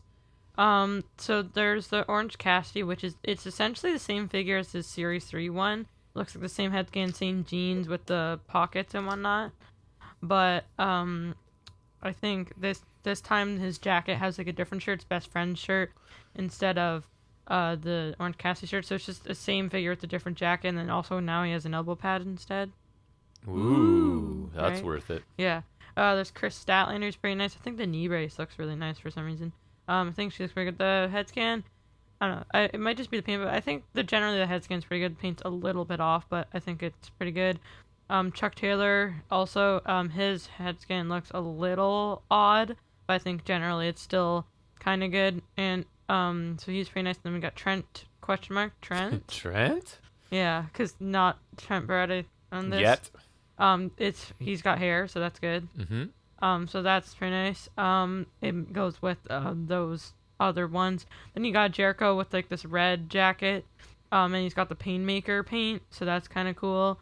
It's just plain black tights. Like, I wish they picked an attire with design on the tights, because it's just plain black tights, but then Painmaker Jericho, like, yay, I guess. Yeah, I guess. It's alright. It's kind of cool. At least that the Painmaker's not the chase. Then there's the Mox, which is black pants, but it's got like an orange Mox logo. Same head scan as this Mox I have here, just a little less detailed. So it's okay, but it's kind of boring. And then there's a Jericho, which is the chase variant, which has the same jacket, same plain black tights, but this time you get the screaming facial expression with no Painmaker, and then it's got the baseball bat, so it's not very interesting. Probably the only like super interesting figure that says there's the chase variant John Moxley, which is the 1 of 5,000 variant. It's number 69. That's cool. Doesn't the baseball bat have a name? Floyd. How dare you? Yeah. And then the chase variant Mox is Mox in trunks, which I think is kind of interesting. Cool. Yeah. That's it? That's it.